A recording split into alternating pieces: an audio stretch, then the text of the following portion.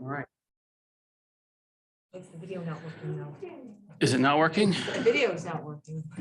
Oh, no, it's showing. There we No, go. you're good. Okay, Yeah, nice.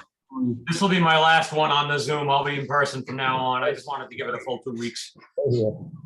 Good man. My cell phone says it's 7:01. So we'll call this meeting to order. This is the April 14th meeting.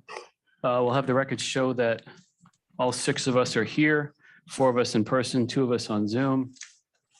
The next item on the agenda is approval of minutes, and I know that Dottie sent out something that just has motions, Yes, probably in order to comply with all the changes we made. freedom of Motions have to be information. Done within 24 hours. That's right. So is there like a more complete minutes coming after this? So then we should, I mean, we could just wait and just approve that next Tuesday. Yeah, because then you'll have tonight, probably the next Tuesday as well. Okay. All right. Correspondence. I know we received some correspondence after this agenda. Well, call to order, roll call meeting, all 6 of us are here. You normally announce that. That's it. Sorry. Yeah, meeting's called to order and all 6 of us are present, 4 of us in person, 2 on Zoom. Yes, thanks for making sure. We'll do the minutes next Tuesday. Correspondence, I know that we received some correspondence after this agenda was posted, which is why it's not recorded here, but we received correspondence from Danielle Carson, 3 Rachel Drive, North Grovendale. The subject of that was the school's budget. Kristen DeRocher, address was not given, but that was about the school's budget. Heather Santos, 77 Hags. It looks like Kristen DeRocher sent a second message saying that she's at 5 Fernwood Ave. Then we received correspondence from Heather Santos, 77 Hagstrom Road. That also is about the school's budget. And then from Megan Zablocki, I hope I'm pronouncing that correct, of 320 Reardon Road. That was also about the school's budget. And I'm pretty sure that was forwarded around to all of us by Dottie. We all saw that? Yes. Last 2, I don't think I got her, but maybe just it looked too late, but I remember, I got the first 3, I believe. Okay, I'll look at them. Check it out. because I imagine she would have sent it to the same. I know that your email address is different from the one that you had been using, right? And so I figured Dottie gave it to me, so she, Just probably just can check. after I checked it, that's all. so then we'll move on to citizens' comments. And again, just a reminder, this is budget season, so we keep it to 3 minutes or less. And I know once somebody gets up to the microphone, sometimes they lose track of time. So just please try to, if you can, keep it to 3 minutes or less, because then we can maximize the amount of time that the Board of Finance can actually do the work that we have to do. Again, my usual disclaimer is it's not meant to be confrontational or to limit people from being able to express their thoughts. It's just for the sake of efficiency, so that everyone gets a chance to say what they want to say, which is important. But then the Board of Finance gets a chance to do its work. So with that being said, are there any citizens' comments here in the room this evening? Any citizens' comments? If you could please approach the microphone and state your name and address. And if you have to adjust the microphone, that's fine. My name, Zainab Ajun, 509 Riverside Drive. Thank you. As a graduating senior from Turtelot Memorial High School and a Board of Education liaison, I cannot stress enough the importance of keeping a sufficient budget for our school. In the past 4 years, I've worked tirelessly to exemplify the morals and values I've been taught at Turtelot. However, my journey to becoming a representative for my school has been unnecessarily difficult. Though success should not come without struggle, the struggles I have faced as a student are beyond the limits of acceptable. From the lack of materials to follow a basic curriculum, to the gaping holes in the ceiling tile, the absence of proper AP and college preparation materials, the quality of my education, as well as the education of my peers, has suffered. Earlier, I mentioned the word sufficient, and I'm aware that sufficient may have different meanings for you. But as a student, sufficient to me means having the resources to learn. It means being able to walk down the hall without the fear of a waterlogged ceiling tile crashing on top of my head. It means feeling equal to the rest of the high school students in America. It's devastating that the budget for TMHS has not been able to fulfill sufficiency And it's even more devastating that the state of the budget is becoming increasingly destitute. To lower the budget is to continue to damage the reputation of our school. To lower the budget is to delay the educational development for our students. And to lower the budget is to rob the future of this town and nation from the resources we need to thrive. So I ask that you please allow the townspeople to vote on the original budget put forth by the board.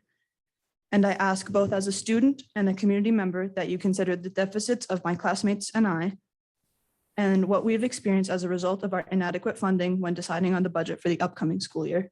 Thank you. Thank you.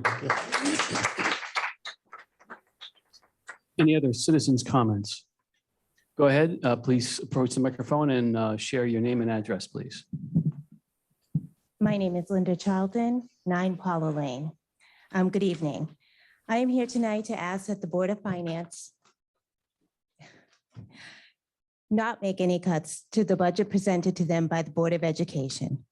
One of our most important obligations that we have as citizens of this country is the education of our children.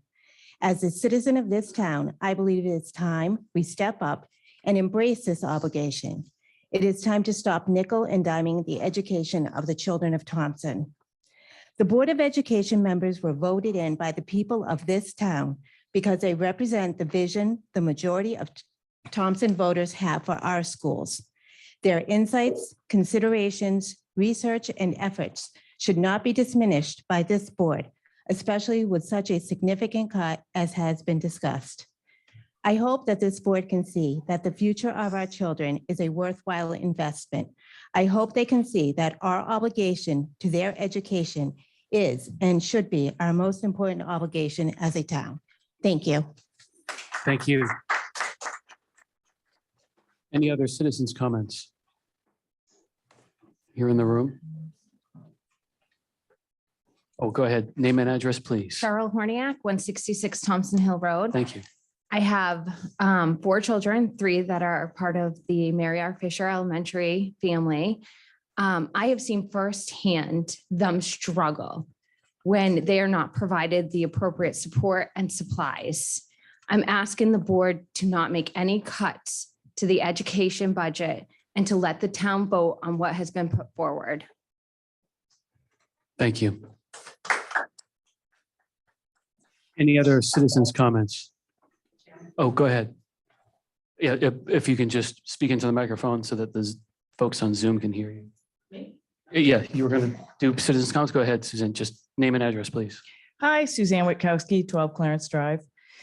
Typically, by this point in the budget, I don't make any comments because I've spent hours and hours going over this budget, attending Board of Finance meetings with the Board of Selectmen. Full disclosure, I am a select person, select woman. But I just want to acknowledge our first selectman, first of all, and the work that she has put in, not just on this budget, but for this town. She has taken on the role of our financial director. So she has put this entire budget together with a new program. Been at your beck and call to answer all your questions to the Board of Finance members and as well as the town.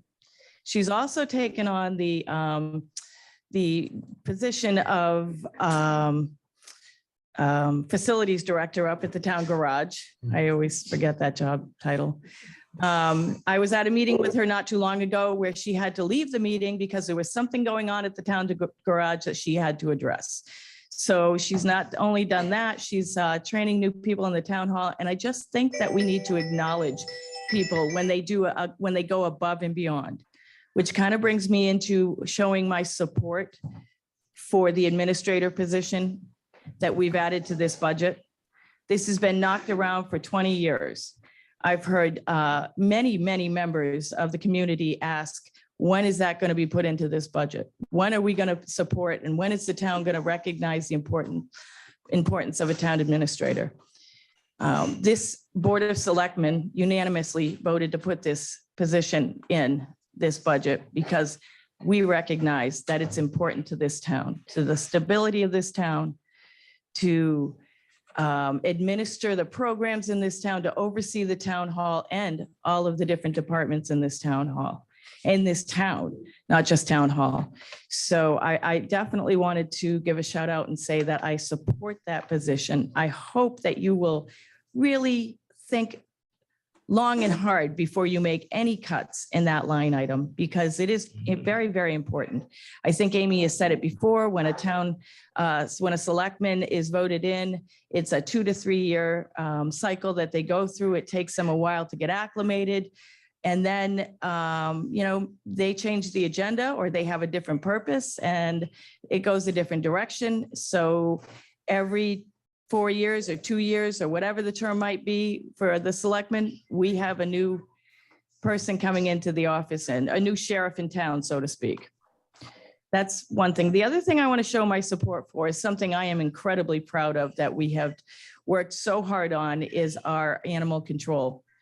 Animal control with our ACO has gone above and beyond what the expectations were. If that's animal control, that's you. First year when we initiated this, we weren't sure what the need was going to be in town. We felt that a part-time position would cover it. And I think that we've all learned that this is not a part-time position. This is a full-time position. And what Janice has done in this town is amazing. And I have to credit her for all of her hard work. She has, she's got all kinds of certifications. We could not replace her. And if she were not to get full-time and wanted to leave us, I would have the most respect for her, but we would never be able to replace her. Not at what we're currently providing for hours.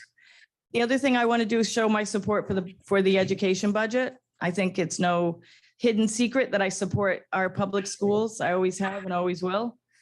I think that we need to look at their budget and put it through without any cuts. I think they've put forth a very good budget. And I've sat in on some of their meetings, some of their workshops, and I know how hard they work to put it together. It's not just thrown together. It takes hours and hours of work. And I think that this Board of Finance should really consider passing this budget through to the town and letting the townspeople make it their decision. So that's all I have to say. Thank you. Thank you. Any other citizens' comments? Aaron, Zoom, Oh, go ahead. Kathleen, could you state your name and address, please? Kathleen Herbert, 122 Wilsonville Road. I want to be clear that I am the chairman of the Board of Education. First, the school budget. We carefully devised this budget for the needs of our students. As you all know, we have had the past several years have been very difficult for our students. And we sat there through multiple meetings and devised a budget that met the school's needs, not our wants, but certainly met our needs. There is no fat, nothing in that budget. It's exactly what the school needs to educate all our students, the special ed students and the general population students. So I urge you to push this budget through. Secondly, the town administration position. This town has seen progress over the past 3 to 4 years under Amy's leadership. And I'd hate to see that dissolve under a new, not that it would, but under a new selectman if they were to be elected. This administrator, a town administrator, would give us continuity and a person who is a professional in town administration and also who is educated in running municipalities. I also want to show my support for the animal control person. If she is working that amount of hours, she needs to be compensated for the hours that needed to be put in for the safety of our population and our animals. That's all I have to say. Thank you. Thank you. Are there any more citizens' comments from people who are on Zoom? Citizens' comments from people who are on Zoom. Any other citizens' comments from people who are here in the room with us? Karen? I would like to just speak As a citizen, yep. as a citizen. If you could just state your name and address, please. Okay, Amy St. Ange, 139 Riverside Drive. First of all, as far as the animal control program, Jan is doing an amazing job and really serving the needs of this community, the four-legged community especially. And I'm not just speaking because I'm biased, because I adopted my wonderful Ellie from the town, but because of the work that she's doing. And I do want to stress that no matter what, we have to pay NECOG approximately $30,000. So that leaves the town with an extra bill of $25,000. That's 0.0003 mil. So even though it seems like a line item, oh, well, we can cut that because we don't need that. Think about it. Think about the service that she's providing. So many of us have animals. So many of us care deeply about our animals, and Jan is there day and night helping our community. And it would be a travesty to cut that program. Additionally, there's been comments made on Facebook that maybe if the first selectman can't handle the job, she should just resign if she can't do the job and wants a town administrator. I'm going to speak about that tonight. I have more education than the last 3 selectmen. I have a degree in business and I have a degree in accounting. I was the accounting manager for a major corporation for 10 years, and I've run my own business for 18 years. When I walked into town hall, I saw the deficiencies and I saw the problems. And I'm not going to be here forever because you know what? At $60,000, I can't stay here forever. I've got 20 years of work left in me. And this is a service position. But what I want is I want a professional in this building. And yes, it's going to cost us more, but it's going to be so worth it in the end, because we are lacking as a town and we are falling short. And all I hear constantly is that the town is falling down around us. Oh, but let's keep the same system we've had in place forever and keep doing the same things that we've always done. We're not getting any results. It's time to bring results. It's time to bring change. It's time to bring a town administrator to this town. So thank you very much. Thank you.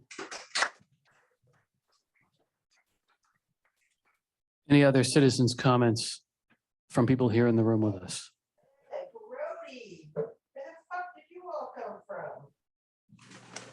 Citizens' comments here in the room. Any other citizens' comments from people who are on Zoom? Aside from the dog or whatever that was. Aside from, I was going to say, you have to state your name and address before you make those comments.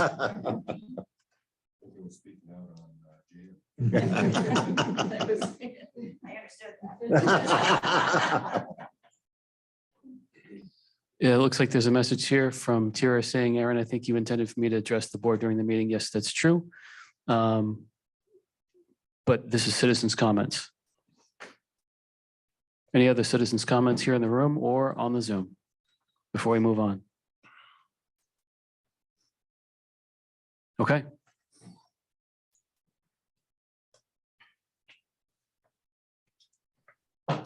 Next item on the agenda is budget workshop.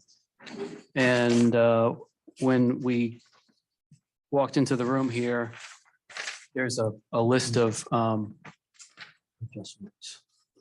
Yes, supplemental information, proposed changes.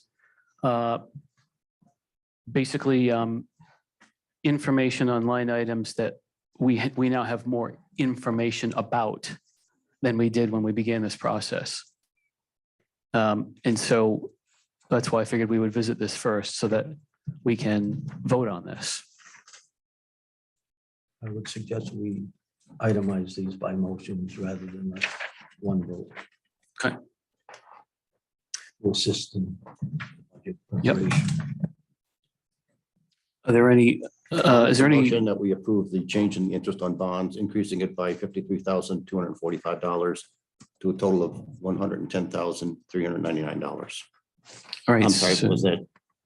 Did you guys Oh, hear yeah. it? Apologize. Yeah, if you can, the way these microphones work is They'd be pretty close.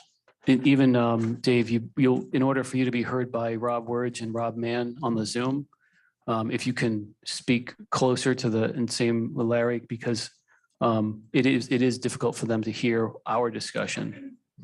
I'll say it again then if that's. Go ahead. That's all right. I move that we increase the interest on bonds line by $53,245 to $110,399 for the coming fiscal year. I'll second that motion. So motion's been made by Steve and seconded by Dave to increase interest on bonds, which is object number 522460, interest on bonds, from 57,154 up to 110,399 for an increase of 53,245. Is there any discussion on that motion? Any discussion on that motion? And just to refresh, and maybe just for the sake of having this captured on the recording, because this is a public meeting, Bill, could you refresh our memory collectively why we're doing this? Certainly, as we revisited some of the numbers related to bonds, we noticed that in this line item, there was $53,245 of interest that had not been captured in the original submission of the budget to the Board of Selectmen. So this is adjusting to bring that in line with expectations for next year. Thank you. Any other discussion on this motion? Rob Wurge, I had a question on the motion. Go ahead, Rob.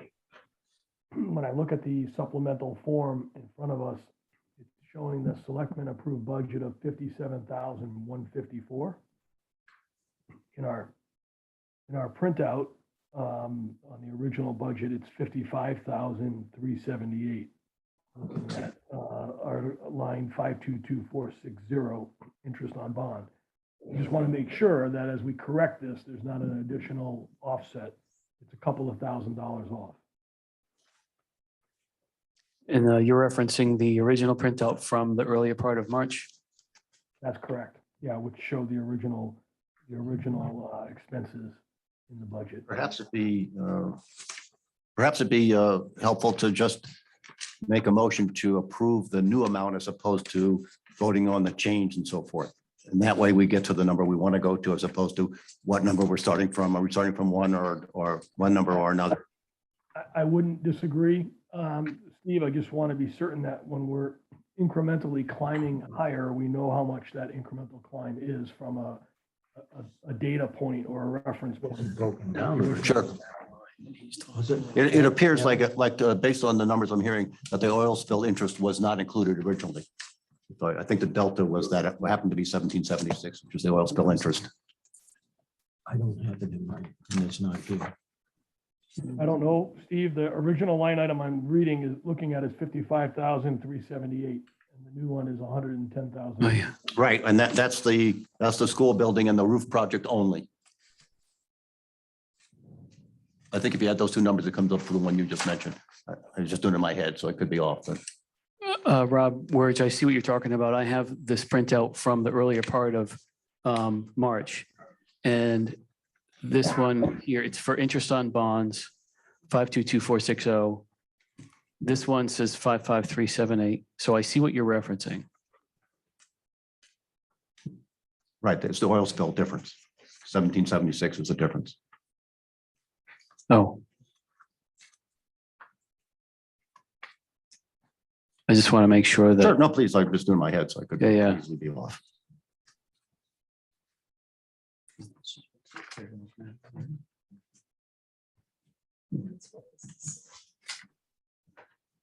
Yeah.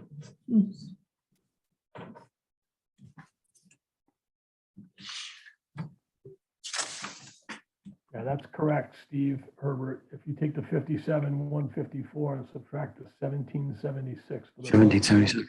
You do indeed get the 55,378, which is what's on the sheet that Aaron and I were referencing. So maybe I should rephrase the motion and just talk about, instead of the delta, just talk about where we want to go. I agree, Steve, but we also want to know wherever we go, what that We- amount is from where we were. Well, we want to do, all right, I understand. We want an understanding of what's going on. I appreciate that. I understand. The real ad is 53,245 plus the 1776. Right, you're right. I think we need to confirm that. Well, unless there's another change that we don't know about. Follow what I'm saying. I follow what you're saying, but what the 57 is what the selectmen had proposed. That's what the selectmen presented. Got it.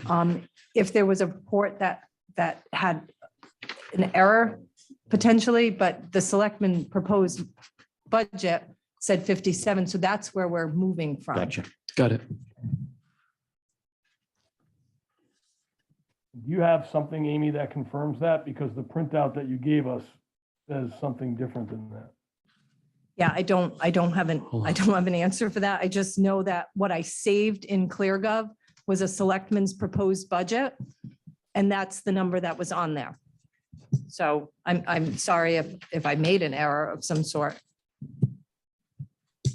All right, so I'm looking, go ahead, Rob. I'm sorry, Aaron. The reason I'm asking to clarify is we have the same issue on the next line item when it's a lot bigger than $1,700. It's about 17,000.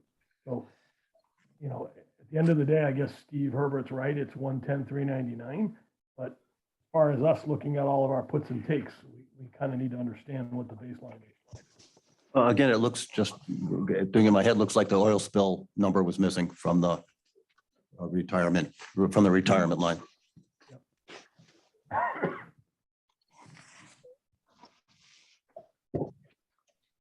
So it's interesting because when I look at the new spreadsheet, the one that's printed out on legal, it has the numbers that are consistent with this. Correct. It's the one from 7 weeks ago that has some variation. So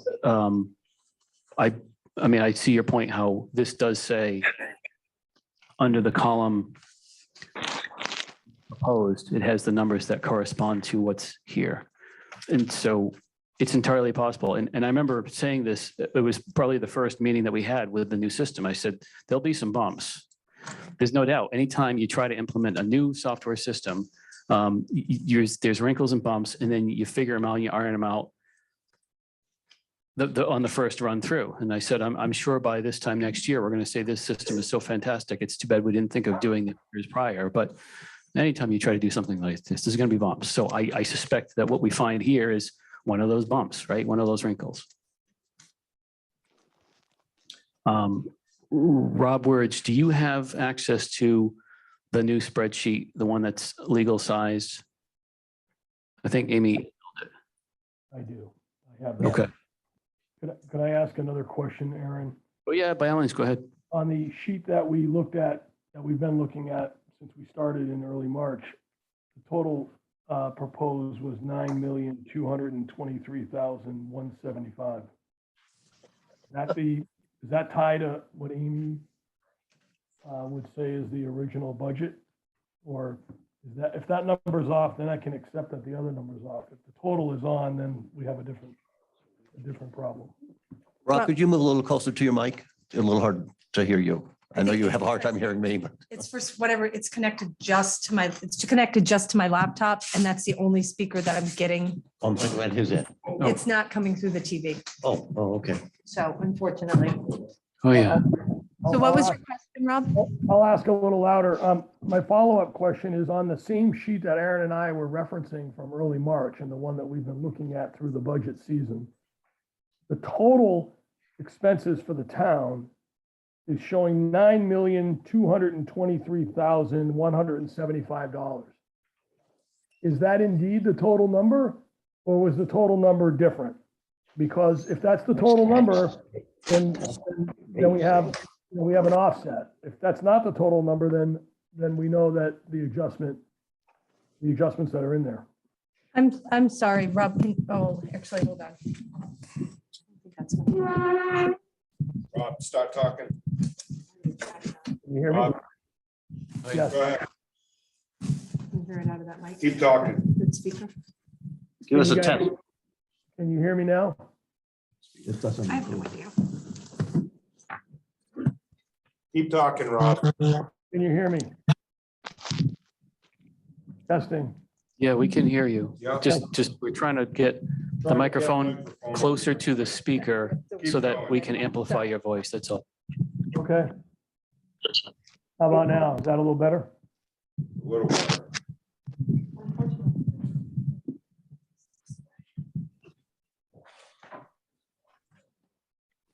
Keep talking, Rob. Testing. It's a little bit. No, you're not coming. It's not picking up because he's.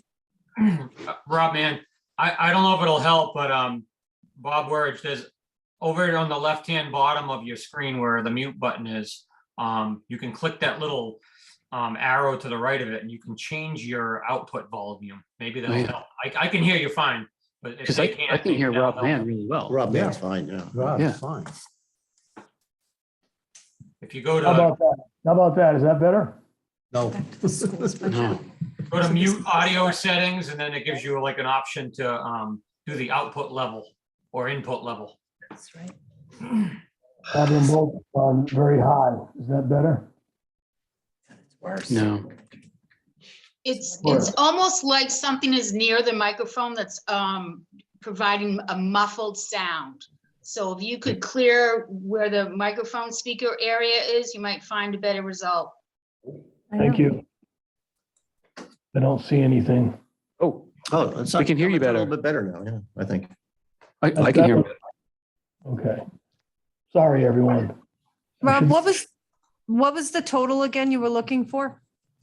The total on the sheet that we've been working on, total The expense. original from Selectmen's. That's correct, is $9,223,175.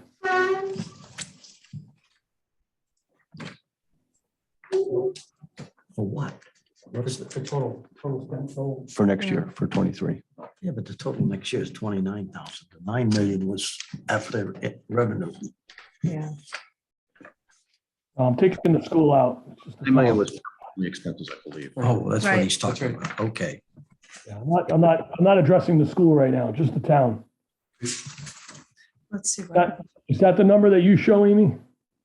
No, in the Selectmen's proposed, we had, hold on, 9,242,547.21. And that's in the initial dashboard that I produced for y'all. That was the total. So if there was an error on the report that was produced through ClearGov, I apologize. I've been careful to double check everything, so I don't know. I honestly don't know I don't have an answer. I think you just gave us the answer. So I have 9,223,000. You said it's 9,242,000, which is roughly 19,000 higher. And if we add those two line items that we've been talking about for the oil spill, they're about $19,000. I think those are the only two offsets. That's very helpful. Thank you, Amy. You're welcome. Did you just say y'all?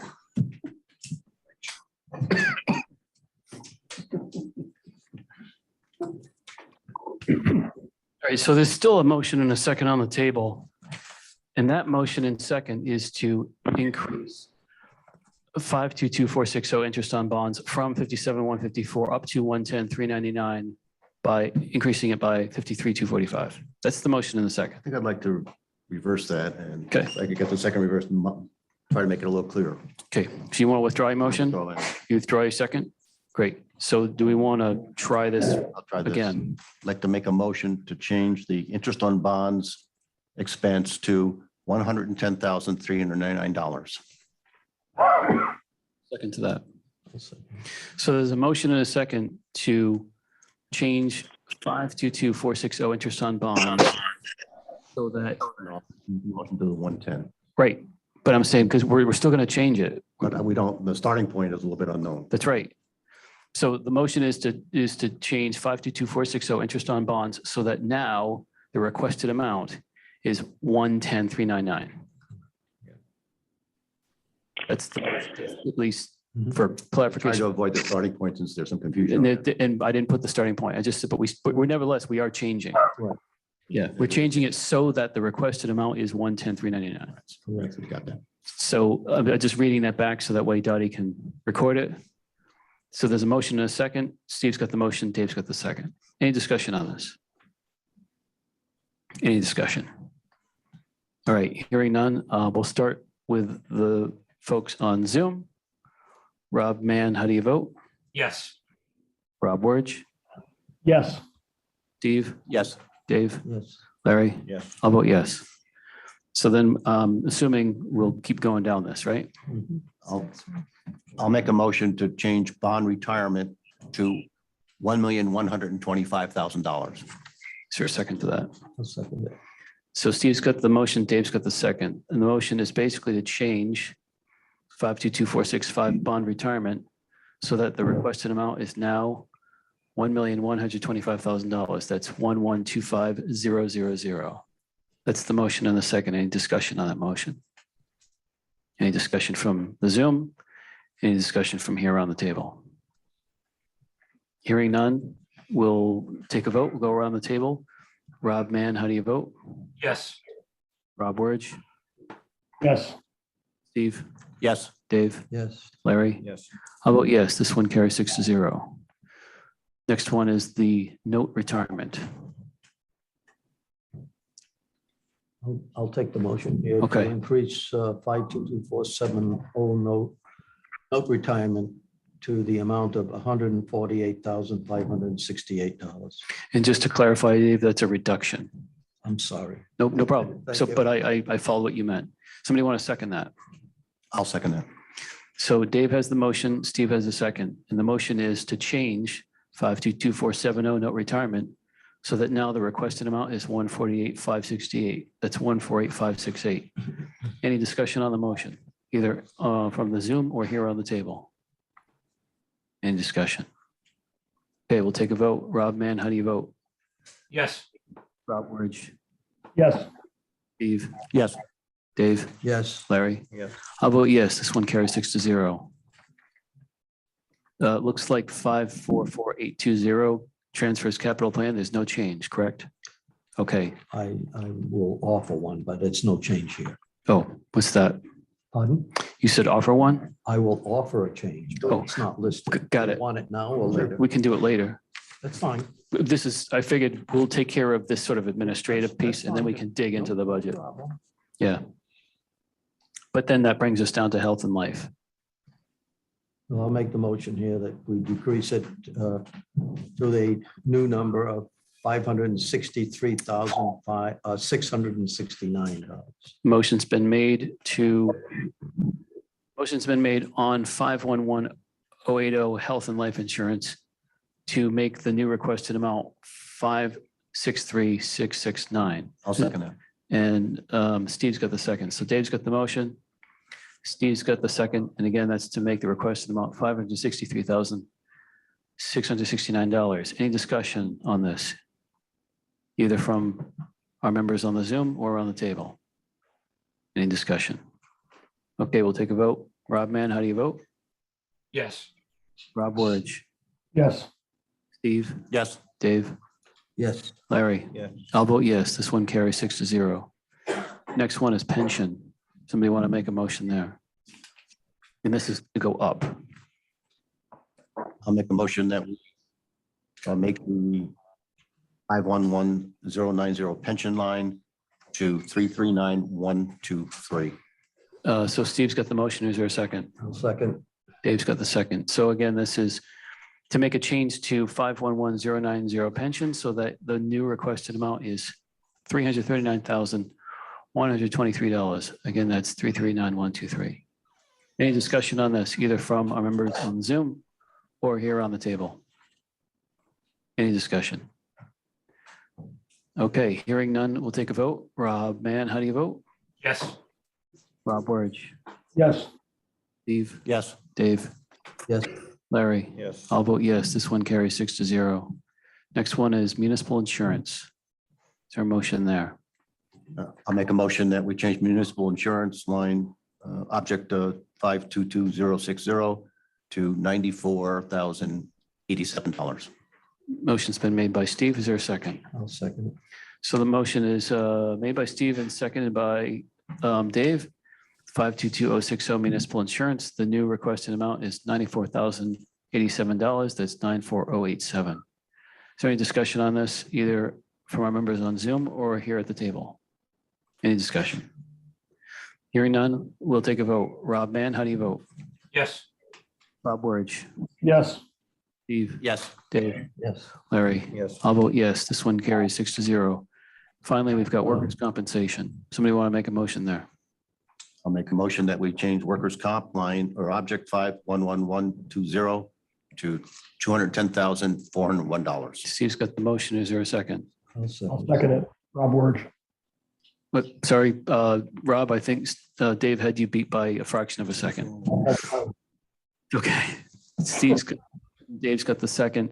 Again, this is 511120 workers' compensation to change that so that the requested amount is now $210,401. That's 210,401. Steve had the motion. Dave has a second. Any discussion on this, either from our members on Zoom or here at the table? Hearing none, we'll take a vote. Rob Mann, how do you vote? Yes. Rob Werge, Yes. Steve, Yes. Dave, Yes. Larry? Yes. I'll vote yes. This one carries 6-0. So that completes the supplemental information proposed changes section of this. Dave, is there something you wanted to go to? Couple of things. Under 544820 transfers under the capital plan, the 9-ton truck, I am suggesting that we purchase this on a 5-year lease purchase. And I believe, Bill, you said last Tuesday that the appropriate price would be $53,000 per year, correct? So that would be an adjustment, and it would reduce to 53,000.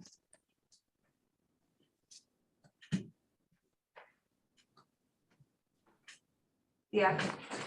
Excuse me, Mr. Chair, Go just to be clear, because I like accuracy, it was 53,152. I know. It's just important to be No, accurate. I don't have a problem with that. It was just that Bill had mentioned 53 last week, or last Tuesday, I should say.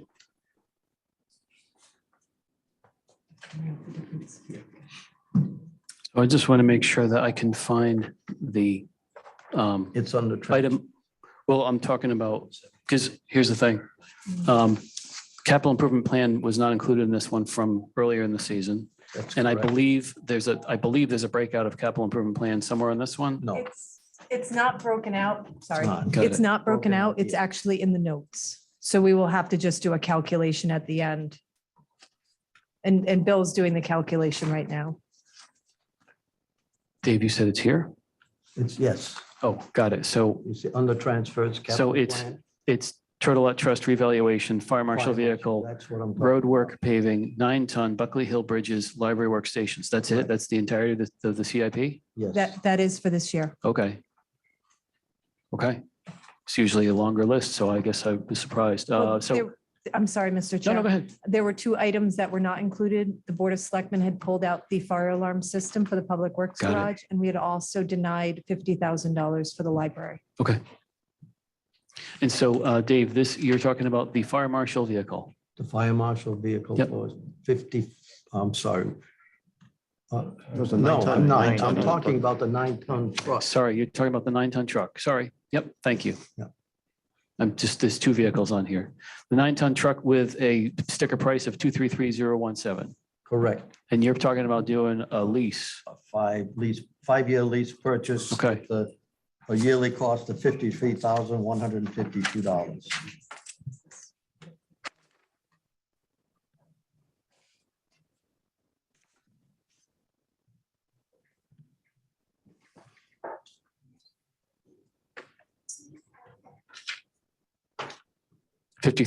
$53,152. Correct. Did you want to make that in the form of a I motion? did. You did. I did. Okay. I was digging around looking at these different documents and a few people said a few things that I missed because I'm too busy trying to find the breakout of the CIP in here. All right, so Dave has made a motion to seek a 5-year lease, Purchase, lease to purchase, Yeah. lease to own right, on the 9-ton truck, correct. thus removing the requested sticker price of $233,017 from the capital improvement plan, and instead replacing that with an operating expense of $53,152 per year. A note retirement, I think is what. it's where to put it. Note retirement? Okay. It's a note retirement? Yes. Okay, good. And we'll have Dottie make sure that the motion reflects that it's a note retirement. So Dave has made that in the form of a motion. Does somebody want to second that? I'll second. Larry's got the second. Any discussion on this? Yeah, I think this is kind of a waste of money. We're going to spend an extra more than $32,000 to acquire this vehicle. That doesn't make sense to me. If we pay for it, if it was a $2 million or $20 million project, you have to finance it. I understand that. But a dump truck, that's within our budget. That's a relatively, still a lot of money, but it's a relatively small amount. And we're putting money in our a savings account that we get virtually nothing on, and instead borrowing money that we could just spend on to the tune of an extra $32,000. I don't think that makes sense. Anyone else? Either on Zoom or at the table? Well, I'll just repeat what I had said on Tuesday. The money would have to come from surplus. The surplus account is significantly down over the past few years. And I expect it will go down this year as well as a result of the ambulance situation. I am not in favor of hitting the surplus account for expenditures like this. We're looking at a $200,000 plus expenditure here. The money that you are now financing, it's the surplus looks a little bit bigger, but it's encumbered by the fact that you owe the full amount for the truck. So it doesn't really change our financial picture at all. Our available cash doesn't change. In fact, it goes down because we're spending $32,000 worth of interest. When we have money sitting in the bank earning virtually nothing, we're going to spend, what is it, 5%, 6%, 5%? Call it 4.1%. 4% instead of 0%. It doesn't make sense to me. Well- If it was my home and I had $10,000 in the bank and wanted to buy a vehicle for $1,000, why would I finance it?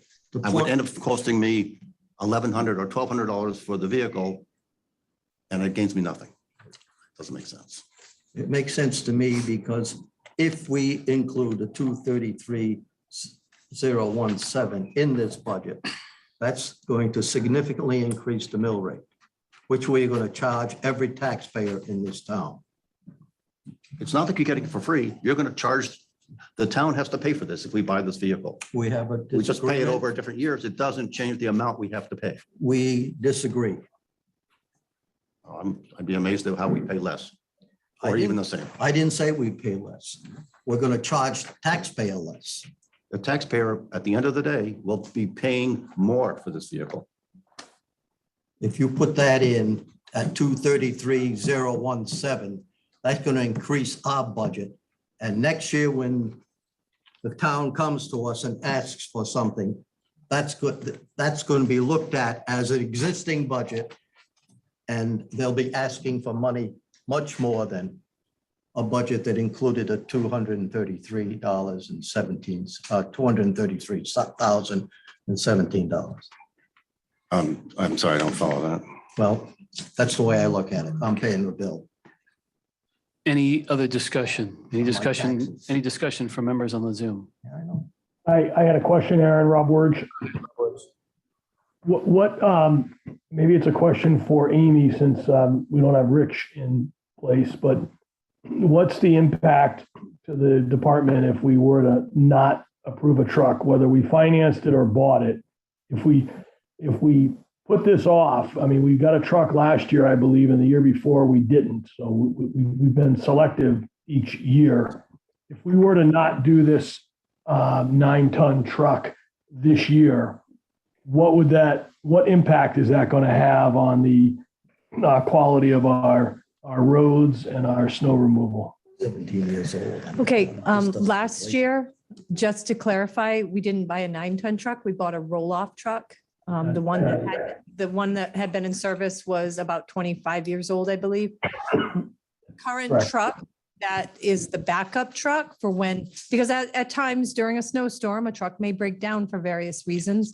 The truck that's a backup truck is actually not suitable for the road. It has a rotted out frame. And then the next truck after that, if my memory serves me correct, is a 1999. Again, can we make do? Of course. Is it wise? I don't know. I believe that the guys that are out there plowing the roads during snowstorms should be in vehicles that are reliable. And it's a shame if we can't provide them with vehicles that don't break down.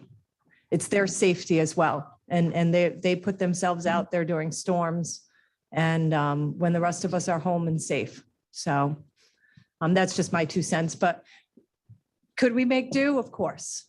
Of course. Is it smart for us to make do? I wouldn't say so. Is it good for the safety of our road crews? Probably not.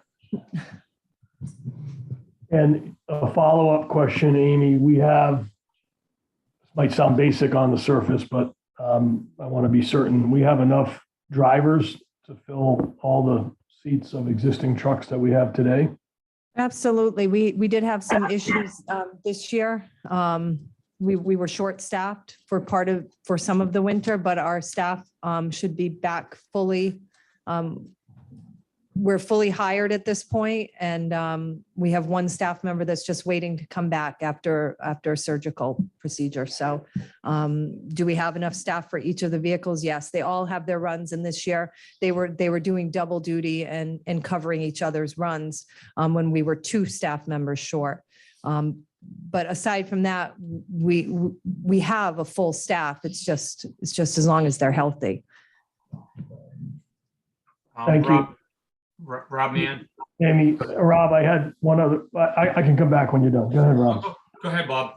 No, just my final comment was that, thank you, Amy. I always like to hear what the needs are directly.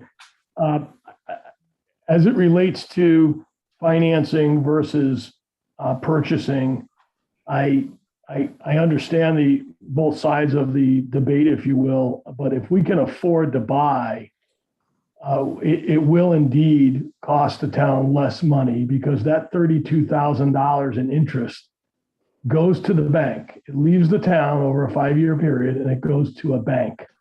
So I would suggest that we finance if either the rates are exceptional or A, the rates are exceptional, or B, we can't afford to buy. We have to finance and we're very strapped. Otherwise, we're adding debt, and that debt obligation is going to go against our capacity to borrow in the future and to spend in the future. So I really think we have other items that are under our debt portfolio. I would tend to feel that if we can afford to buy, that's always a better option long term for us. That's all, Rob Mann. Go ahead, Rob Mann. Mann. I just recalled a few things from last year. I'm good at remembering things that are insignificant sometimes. I recalled them telling us, I don't think it was necessarily the frame, as Amy suggested. I think it was actually the body. I think there was like some stop signs on the floor, trying to keep the truck together. And just another thing for everybody to kind of consider with our decision. We know that everything's going up in price. The price of this truck, if we don't buy it this year, is going to significantly go up also. And not only that, but there's a shortage. So this truck might be quite a ways out in the year as far as when it gets ordered and gets received. So just a few things for us to consider. Anything else? That's it. Thank you. Anything else from our members on the Zoom around the table? My philosophical view of buy versus lease or borrow, whatever you want to call it, is if someone were to move into town next year, if we can mute that person. If someone were to move into town next year or 2 years from now, I think they should have to help pay for that truck because they're getting a benefit from that truck. The truck is plowing their road when it snows. If we buy this truck outright right now, then somebody who moves in a year from now, or 2 years from now, doesn't have to help pay for that truck. Same thing if somebody moves out of town next year or 2 years from now, they shouldn't have to pay for that truck for the next 5 years because they're not getting their road plowed anymore. So philosophically, if we buy this truck, then everybody who lives in Thompson right at this moment has to pay for this truck, whether they move into town a couple of years from now and they don't have to pay any quote unquote, right? Obviously they got to pay taxes, but they wouldn't have to pay for this truck because it would be bought and paid for. Or if they leave town, then they would have had to pay for 5 years of what otherwise would have been debt service, and they didn't get 5 years of benefit out of it. So that's why I'm actually philosophically, I'm willing to consider leasing and borrowing for durable goods, longer term service assets that are going to provide a service for a longer period of time, because then the people who are getting it are paying for it and the people who are not getting it are not paying for it. It just, and I understand it comes with interest. I totally get that. But from a pay for what you get standpoint, it feels like there's a certain fairness element that I tend to put into the equation when I think about these kinds of things. It's just my 2 cents. That's all. I guess in theory, you might think that the person selling the house might get a little less because the taxes are higher. You can sort of go down this road forever. So, but we're going to spend, this would cost us, doing it this way, cost us an extra $32,000 for the citizens of this town. I think that's foolish. And I hear you. It's for me, it's kind of like the same thing as a bridge. You do a bridge and you typically borrow for a bridge because the ones who are here in town using the bridge pay for it, and the ones who sell their house and move away, they're not using the bridge anymore. They shouldn't have to pay for it. It's just sort of a philosophical point of view for me. That's all. If it was a perfect world, we could do what I'm thinking and not have to pay interest. If there was no interest, it would. Then it'd be a perfect I world. wouldn't argue. Yeah, with absolutely, that we totally. pay interest, and that's why Totally. it doesn't make sense. Any other discussion? From- Rob, Go ahead. man. Now, another thing is, sometimes I'm not saying the opportunity will arise with interest rates, but we've also in the past had loans like this that we've been able to leverage when interest rates dropped, and also have done some refinancing in the past few years to save money. So that's something that could be a possibility in the future too. So just something to think about. Any other discussion from members of the board who are on the Zoom? Any other discussion from members of the board who are here around the table in the room? All right. So I believe Dave made the motion and Larry made the second, and that's to replace the 9-ton truck. Replace the sticker price of 233,017 with a, Steve, you referred to it as a note Retirement. or note retirement. Note retirement with an annual expense of 53,152. That's the motion and the second. Yes. All right, we'll go around the table. Rob Mann, how do you vote? Yes. Rob Wurge. Rob Wurge? You there? Maybe he's muted. No, sorry, I was muted. My Got vote it. is no. Rob Wurge votes no. That's correct. Okay, Steve? Although, no. Dave? Yes. Larry? Yes. I'll vote yes. This one carries 4-2.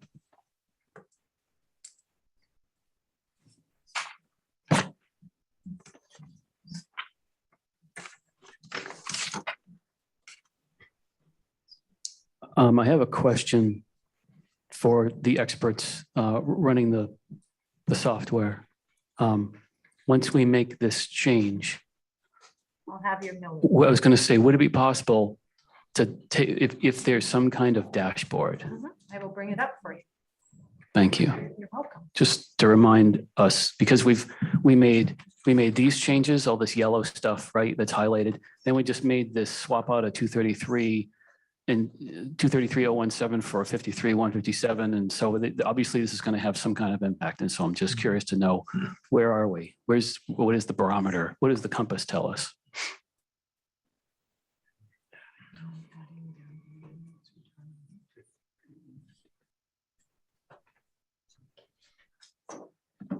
Aaron, Rob Wirtz here. I have a request of Amy.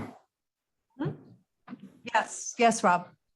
It sounds minor, but could we label the Buckley Hill Bridge as Buckley Hill Bridge Engineering? So that when we look at this down the road, it's clear that that's not for the bridge. Yes, absolutely. I just did that to fit I on know. the spreadsheet. I know, and it sounds minor, but next year, No. people will be asking why we're doing the bridge again. No, it's major. You are correct. We'll make sure that it's tagged properly because that's a $3 million project. Yes, exactly. So Rob Wirtz, if I follow you correctly, the $227,100 request for Buckley Hill Bridges is actually Buckley Hill Bridges Engineering. That's how I understand it. If that's what it is, I think we should label it as such.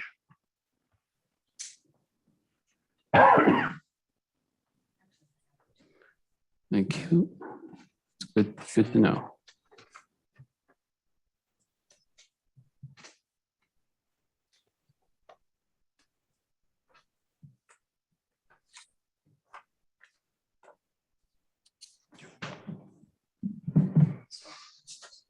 I'm just waiting for them to run the numbers. 2 seconds.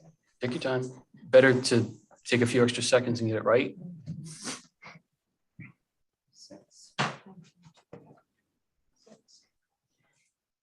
Okay, so after the initial changes that you made when we walked in, when you first started the meeting and it increased by 50, that pushed our mill rate up to 26.01 again. So now with the change.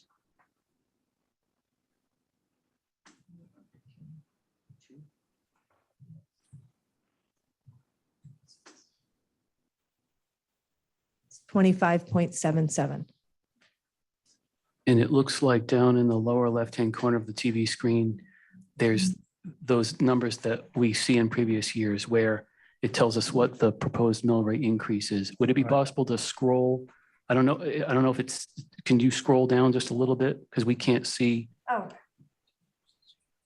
Fine. Okay, so we're looking at right now, the way this budget looks is a 1.06 mil increase. Is that what that is? Is that what I'm seeing? No, it's 25.7. 20, the highlighted yellow. Right, but it's not a 25 mil increase. Um, What's the mill increase? Last year was 24.95. Yep. So the difference. 0.82. Right, I'm seeing 24.95. 0.82. Huh? 0.82. 20, Okay, I don't see that 24 anywhere point- up there. No, but that's the difference. Yeah. From 24.95 to 25, Increase. so it's 0.82. this right, 24.95 is the current mill rate. Right, The calculation I have is on the side here. I can't, it's not an active spreadsheet, so I can't make all those changes. got it. 0.82. So I have this quick input here, Okay. which My- takes what the current expenses are, what the expenditures, and adds in that 210,000 for the uncollected That's taxes. my next. Okay. My eyes were drawn to right below 24, no, right below 24.95. There's something called 1.06. That was after the That's the original selectmen's budget. That's budget. right. Got it. That's the original. So we've gone from 1.06 mill rate increase down to 0.8. 0.82 mill rate increase, Mhm. which I would suggest is moving in the right direction. I would agree. There you go. So now we'll have, that'll update as we go and you'll see your. Thank your you. variance. Fabulous. So Dave, did you say that there's some place that you wanted to go Yes, that had to do with uncollected taxes? No. Oh, where did you want to go? same account, Oh, 544820 transfers. okay. Make a motion that we cut fire marshal vehicle in the amount of $55,157. All right, so Dave has made a motion that we remove the fire marshal vehicle with a sticker price of $55,157. Is there a second to that motion? Rob Mann, I'll second that. Oh, okay, it's okay. Larry got it by a fraction of a second. So the motion goes to Dave, the second goes to Larry. Again, this is fire marshal vehicle, $55,157. Is there any discussion on this?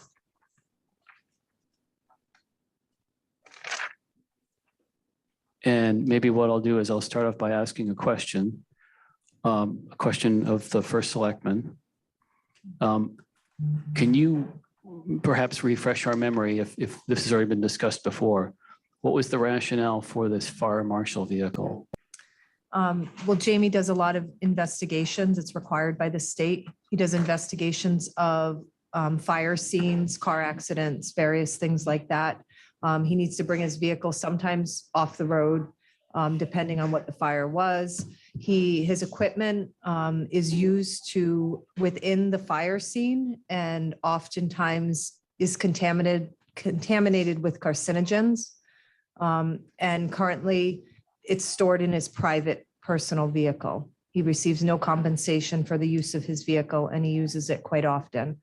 So his truck bed is filled with his equipment for his fire marshal duties. So he was looking for a vehicle, a truck that he could utilize versus using his own personal vehicle. Okay. Any discussion on this? If I could add to that, please. Be reimbursed for the mileage for that. I don't think he should not get reimbursed for his use of his own vehicle. And that can be done with a mileage allowance. So that shouldn't be the issue here. He should get reimbursed for his personal use of for the use of his personal vehicle. Go ahead, Rob. Rob Wirch, go ahead. I was going to comment that he also shared with us that he is oftentimes in some pretty disgusting environments beyond just fire and carcinogens. And that contamination also goes in his personal vehicle, that his family also goes in. So it feels a bit unreasonable to ask him to continue to use his personal vehicle under those safety conditions. And I just wanted to re-highlight that because he mentioned that to us earlier in the process. Okay, Rob Mann. Thank you, Rob. Go ahead, Rob, man. Yeah, no, I've spoken to some people in the town of Woodstock and some other towns, and many of fire marshals use their own vehicles. I've also spoken to bug people and lots of firefighters, and they do things to not contaminate their vehicles. They put on, if they feel they're going in an area that has bugs or carcinogens, they try to dress properly, wear masks, and mainly everybody said that what it's all about is trying to minimize the disruption of the surface areas, whether it be bugs or carcinogens. So they try to wear Tyvek suits if they feel that the area is bad, and gloves and different things to protect themselves. And then when they're done, they bag the clothing or the masks and seal them off in a container so they're not going into their personal vehicles. Also, we expect that of I think he certainly should be paid for mileage for using his own vehicle. I would never expect him not to be used for that. And just another thing is we expect that of all our volunteer firefighters all use their own vehicles and they go in the actual fires. So it's not like everybody does get a vehicle. Just doesn't, it doesn't play out that way when it comes to volunteer firefighting. And I understand he's not a volunteer, but they certainly bring their families in the same vehicles they use for the volunteer firefighting. Thank you. Any other discussion? If I could jump back in, Aaron, ahead, Robert. I want to make sure that we're delineating the difference between the safety for a 9-ton truck, because that's unsafe, and the safety here. Where do you draw the line on what's safe and what's unsafe? when we compare it to the vote we just had about unsafe plow trucks, I just want to bring that to everyone's attention as well. Any other discussion? Well, as I said before, some weeks ago, we still have that ambulance, which I thought, and talking to some of the fire department, and they said there's no reason why they can't use it. And he can put more of his, whatever he uses, put into a bigger truck. And it just sits there, so if he can use it for a while, use it.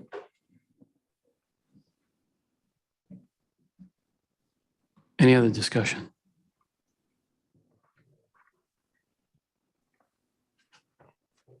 I guess in my mind, Rob Wurch raises a very good point. I guess in my mind, at least for me, I would say if I can find a difference between the 9-ton truck and the fire marshal truck is as soon as you get into the 9-ton truck, regardless of what you're wearing or how you behave, you're in a vehicle that's what, 1999 from the 1990s? Just the vehicle itself, no matter what precautions you take, you're in a vehicle that is by definition fully appreciated, right? Pretty much obsolete and potentially dangerous just to turn over the engine and put it in. And I guess in my mind, the use of a personal vehicle for certain job tasks that depending on how the driver behaves, depending on what the driver does when he or she arrives at the scene. So to Rob Mann's point, if you wear a hazmat suit, if you park your personal vehicle sufficient distance from the scene of where you're going to do your work, you put your hazmat suit on, you go over, you do your work, you come back to the vehicle, and before you get into the vehicle, you take your hazmat suit off and you throw it into a bag and you seal it and you throw it in the back of the truck. I guess in my mind, the driver's personal choices and personal behavior can minimize and potentially eliminate the incidence of risk, as opposed to the 9-ton truck, where as soon as you get in and turn over the engine, you can't, no matter what you do, you can't minimize or eliminate your exposure to risk. I guess in my mind, that's how I would draw a distinction between those two vehicles. Any other discussion?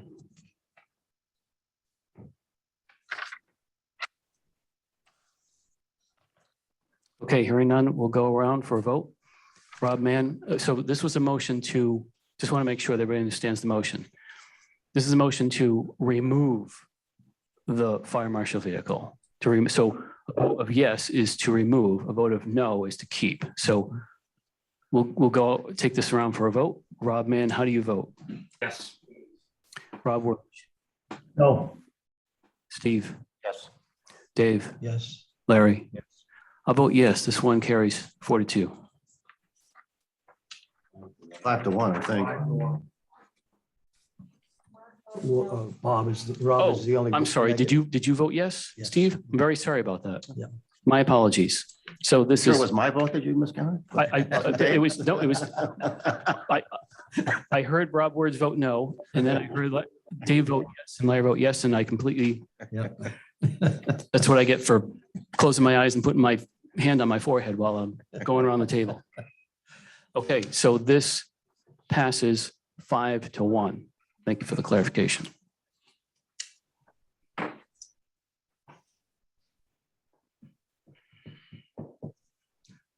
Go ahead. You want something else? Well, I think I'd like to make a- I think Rob Borge wanted. Go ahead, Rob Borge. I had a question on that same list, if I can interject. Go ahead, Rob. Go ahead, Rob. The library workstations, could Allison or Amy explain what we're getting there? And my follow-on question is, with all of the computers that were purchased with a pretty sizable influx of money for the COVID money, can we redeploy computers that we have versus buying more. We bought a tremendous amount of computers in the past year. I'd be glad to speak to that. I'm not aware of of the computers that have been purchased this year outside of the library. These are staff computers that we've requested to replace in terms of the fleet of computers that are at this facility. These are specifically for staff use, and the computers we have now date to 2016. We would replace them most likely in the year 2023. How many? I believe it's, I put in for 5, I believe. So the follow-on question would go to Amy or Melinda. Do we have computers in the system that are available? We bought, I don't know how many computers, but we bought a tremendous amount of hardware over the past year. And do we have any other computers that are newer than 2016 or any funding left? Because that funding was very restrictive, but it was allowed to be used for computers. In other words, Amy, I'm trying to get to fulfill Allison's request without having to buy 5 new computers. Right. I would have to check with IT, but I believe we expended the budget at the town hall. We expended the budget that was in place from the CARES Act. But I could certainly check with school IT to see if there were some extra, maybe not new laptops, but I think Allison's looking for something completely different. That's my fear. I'm not sure what the library board had quoted. They do tend to run independently from the town. Well, wouldn't this be an operating expense? No computer. I'm sorry, I didn't hear Mr. Herbert's comment, if he wanted me to address something or if he had a question. Maybe more question for us around the board here, but maybe you can address. Wouldn't this just be an operating expense? Why is this a capital item? It's $900 computer.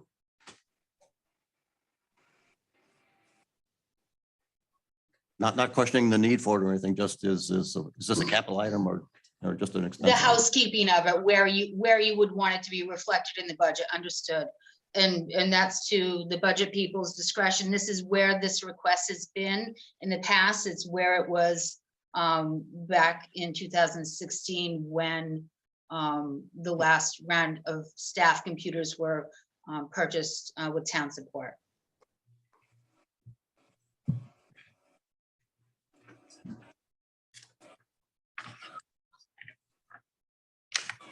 So Amy raised a point where she said you can inquire to the Board of Education, but we don't know if the request here is unique from what they have. And so I'm sorry, at the risk of asking a question that might beg redundancy, do we know if there's anything about this request that is unique from like a laptop? Is this some kind of like specialized workstation?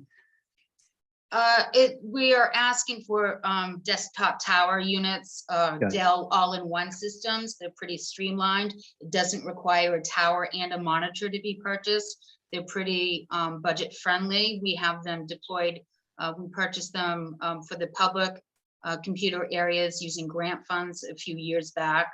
And so with these being the dedicated computers for the library staff, we would load on some special library software. So they need to meet certain computer specs and security requirements through our library consortium as well. And so Allison, if I follow you, do you mean that you'd be buying the towers, but plugging them into pre-existing monitors and keyboards? And No, I'm sorry, I kind of jumbled that up. We would buy Dell all-in-ones. So it's a desktop model, but it does not require 2 units. Does that make sense? Did I fix that or make it worse, Aaron?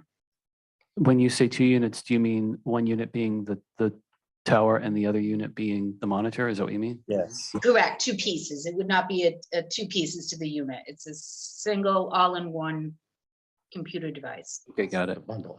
Yeah, right. So meaning like physically they're connected. So you take them out of the box and it's not like two different items where you plug a wire between them. It's like Correct. the monitor is just sprouted right out of the computer itself. It looks like a monitor, but it's deceivingly the whole dang computer. Yeah, okay. I think she means it's like a Mac. Yeah, pretty much, yep. I want one of those, but we'll figure out how to find some outside funding for that. That's another battle for a different day. Here's a question, and I don't know if it's a useful question or not, but on the topic of, like, I know at home I've got we've got a couple of laptops. My wife has one, my son has one. I've got a tower, and my tower is kind of old. And if I were to get a new tower, I could just buy the tower and then plug it into my existing monitor and all the other stuff.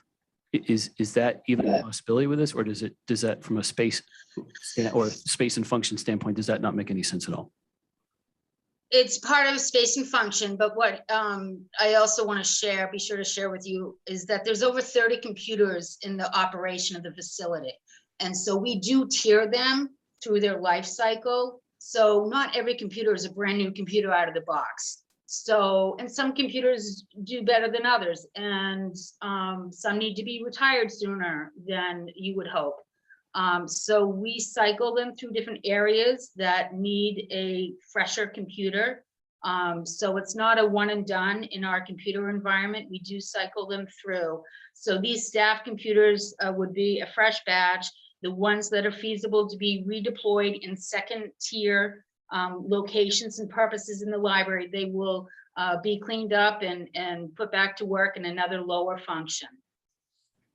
So that's why we don't ask for 15 computers every 2 years to update our fleet. This is us asking for 5 staff computers since 2016, and this will help us work out our tiered system for a few years. Allison, did I hear you right? You have 30 computers in the library? Yes, there's just about 30 and some laptops, Steve. So we're requesting 5, and they'll replace 5, and the 5 that are replaced will go into other areas where older computers need to be retired. I still have some Windows 7s in the building that I'm working on getting flipped. So the last of the rotation. Does everybody have 5 computers? Just kidding. So I guess where my mind is settling at the moment is how Amy said she'd be happy to check with the Board of Ed, and we don't know if what they have is incompatible with what the library is looking for, but we still have Tuesday that we could tackle this if we need to, right? Right. I mean, does anybody feel some passionate need to address this immediately? No. I mean, it'll still be here when we come back on Tuesday. And that being said, I know, Dave, you had so is everybody okay with letting this rest? Anybody on the Zoom want to? But it sounds like we're going to revisit it. Sounds like we're going to revisit it. Agreed. I know, Dave, you had someplace that you wanted to go, so go ahead. Several. I wondered if we've addressed Rob Wurge's. But that's it. Issue. That's what, because I think Rob Okay. Woods was one that asked about the He's not here, computers. but, you know, that- That's why I wanted to say, Rob, do you have anything? Are you ready to let this sit for now? Yeah, I'm in agreement. Let's get the answer about the Board of Ed and then we can revisit it on Tuesday. I agree. Great, thanks. All right, Dave, go ahead. The next 2 items are contractual items. One being the Director of Public Works. We have a contractual item there, and we need an adjustment in salary. And I suggest that we adjust it to $83,000. Is that correct, Amy? That's correct. Thank you.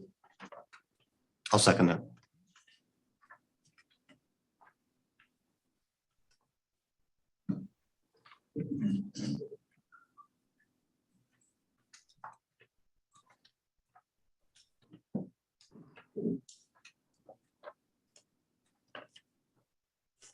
Is the new director on board?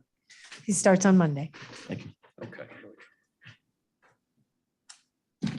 Dave, I just want to make sure that I can follow you on my printout here. So It's listed in the budget presently at $77,904. I see that. And so then what your motion is to do what? Well, Increase? It's an increase, yes. So you want to bring that up to, Adjust it to $83,000. Okay.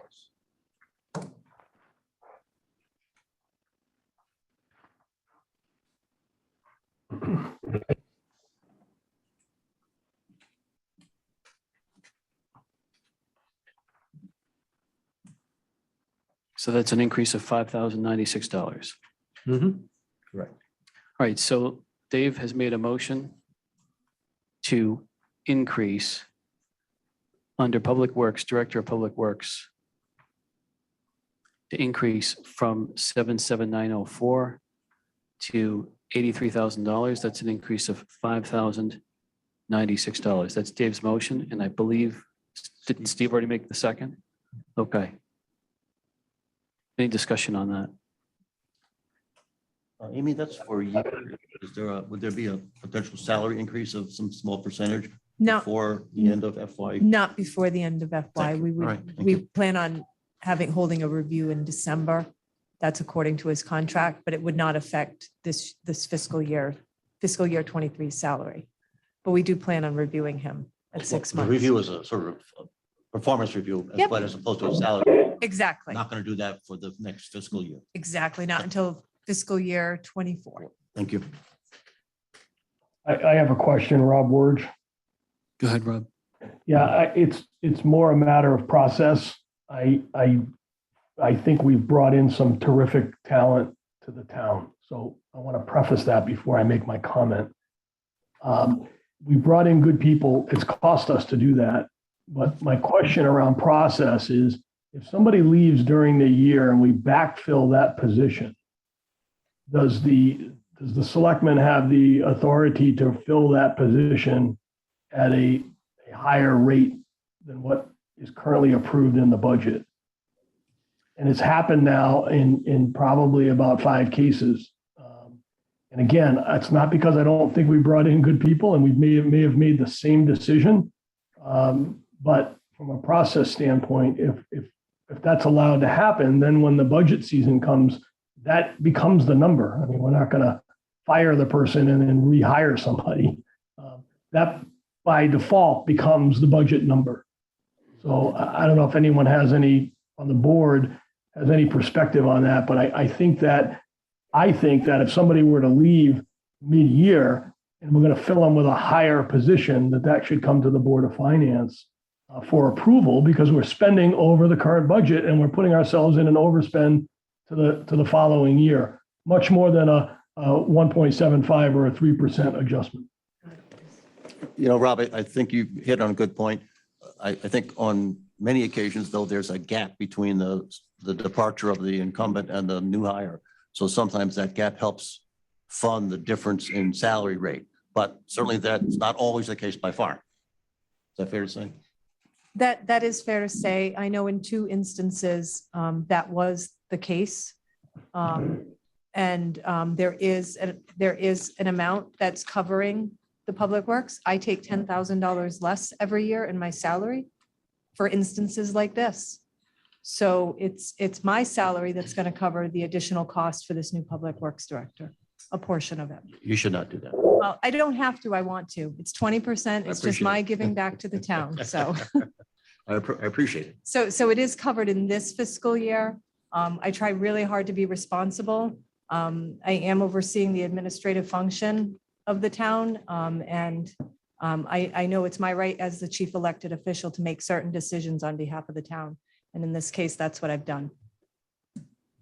And again, Amy, I'm not suggesting it was the wrong decision. We brought in really great people. But it's over the course of the year, I think it's more than 10,000. We've had 7 or 8 sitting in the conservation officer. Our finance director came in higher. I mean, part of it is that it's just, we're under market, right? So we should have I just feel like we should have a tighter process so that you're not in a position where you have to make the decisions that you made solely. Oh, We- I know. And I agree wholeheartedly. When we did hire the conservation agent, it was well far into the year, and we knew we had done calculations to ensure that we wouldn't push far over budget on that. hire. And all three boards were involved with the hiring of the finance director. So that certainly wasn't solely on my shoulders or Melinda's shoulders.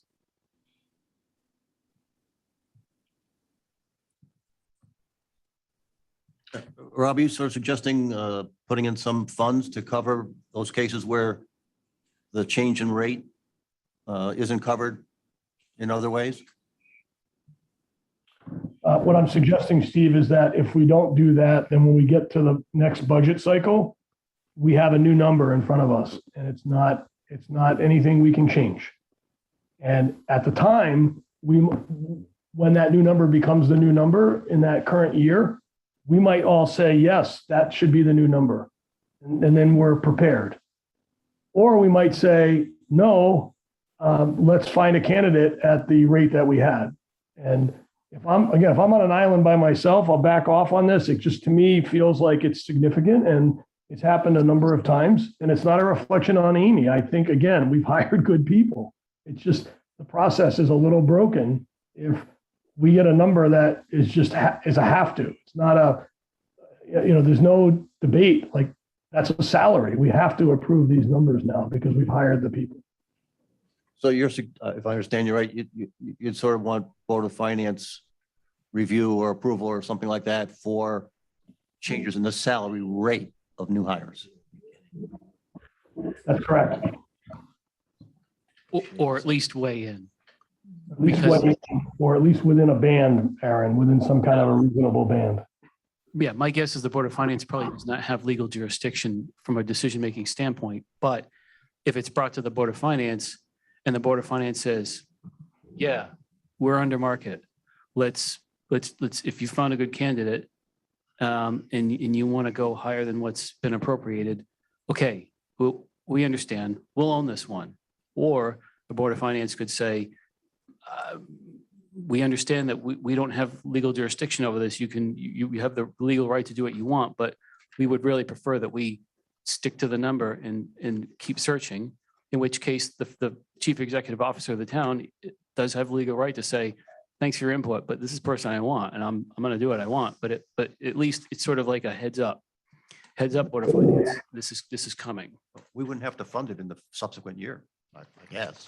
This is true. I mean, if we really wanted to play hardball, that's Yeah, true. right. I'm But not suggesting it. But I guess it feels like one of those, I don't know, get everybody in on the play before we run the play, so that everybody knows where the ball's going and people have the opportunity. That's all. So then I suggest, I can't speak for a future Board of Finance, but if the chief executive officer came to the Board of Finance and made a compelling case for why we're going to bring in the right person, and we've been under market. If you look at how we compare to other municipalities in Rhode Island, Connecticut, Massachusetts, and this is really either we go with where the market is, because this person is perfectly capable of just going somewhere else. So we can either match the market or lose this person. And I can't imagine that me on the Board of Finance would say, no, I still disagree. I can't imagine I would say that, but I can't speak for a future Board of Finance. Mr. Chair, Go can I ahead. speak one more time? Go ahead. And I appreciate where Mr. Word is going with this.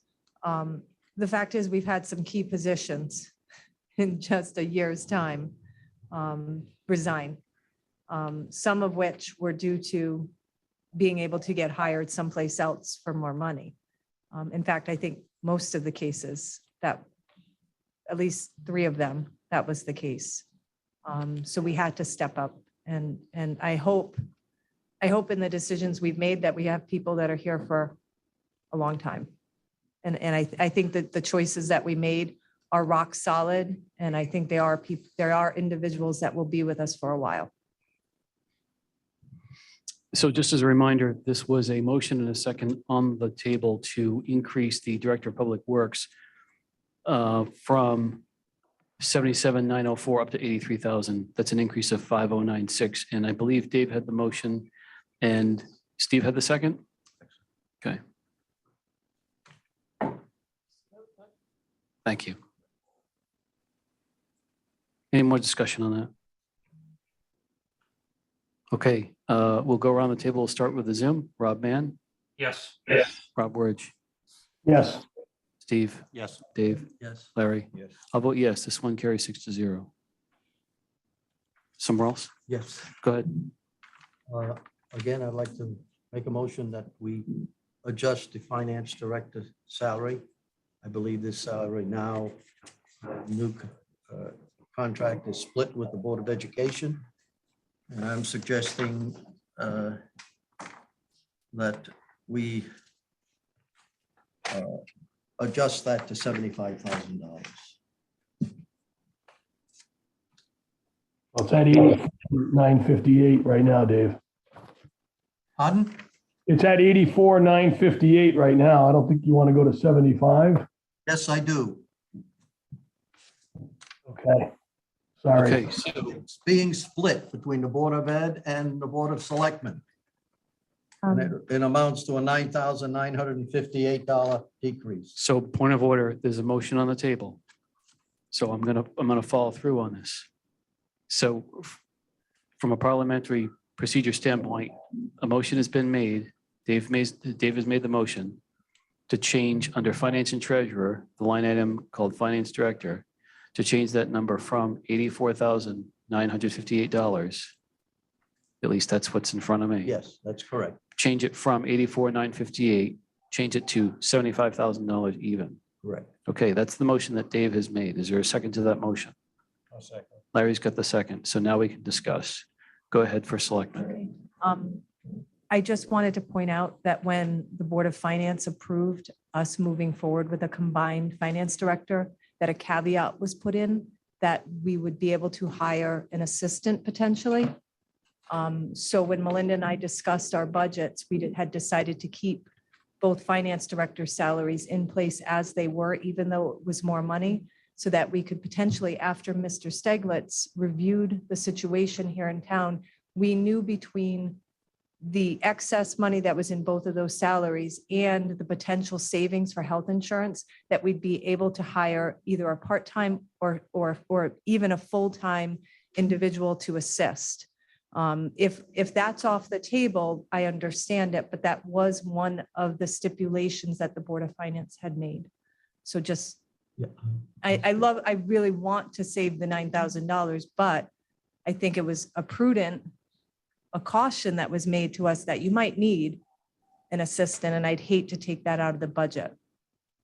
Go ahead, Dave. Do you have the number that the Board of Ed is setting aside?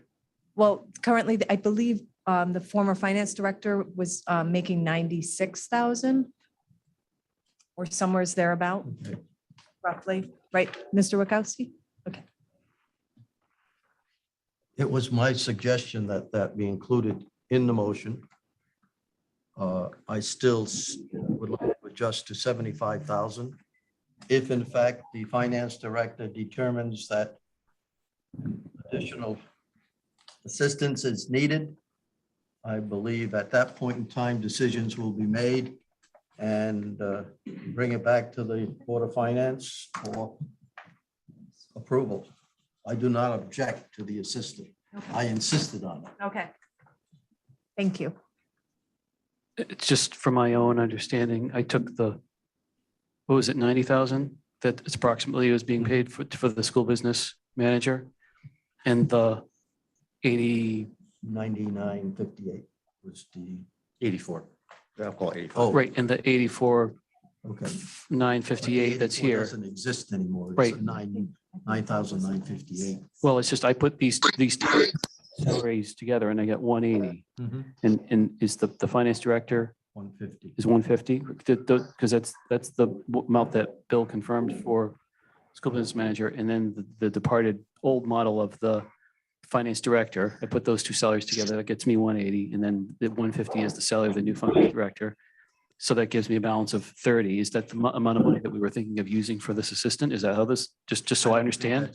And then currently the benefits, we went from 2 individuals taking benefits to one that doesn't need benefits because he's covered someplace else. So we knew we had money there as But the well. assistant might need it. so. The assistant might need it. So, but That's true. correct. But just so I understand how the numbers, because you said at some point in your response, you had said what we're going to continue to budget more because we may use some of it for an assistant, right? And I'm Right, I'm but- just trying to do the math and say, is it Yes. $30,958? Is that the amount that's more? Because I'm just putting these two old salaries together, So if you have 100. pulling out 150. It's 30. Then I just want to make sure, am I doing the Right. math correct Yeah. here? Okay, that's all. And we don't know until Bill evaluates the entire situation, whether we'll need a full-time or most likely maybe an additional part-time person on initial evaluation. I understand where Mr. Johnson's coming from. And certainly coming back to the Board of Finance and saying, okay, we've determined that maybe 6 months from now that we need somebody and we could certainly come back. And I guess, so you, in some ways, you've just answered my next question, which is if this motion were to carry and this line item goes down to 75, and then we decide that we do need to go with an assistant, then what does that process look like? It would be you come to us mid fiscal year and say, this is something we want to do. And then the Board of Finance would have to, if we decide that we're going to move forward with it before the end of FY '23, then we would quote, Potentially- find the money, right? Potentially Mid-year, draw it from surplus. right?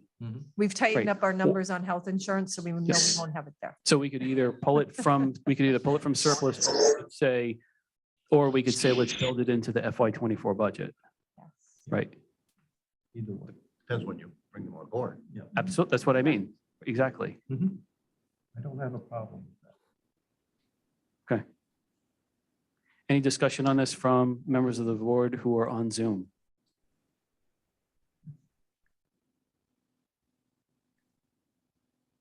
Any more discussion from members who are here at the table?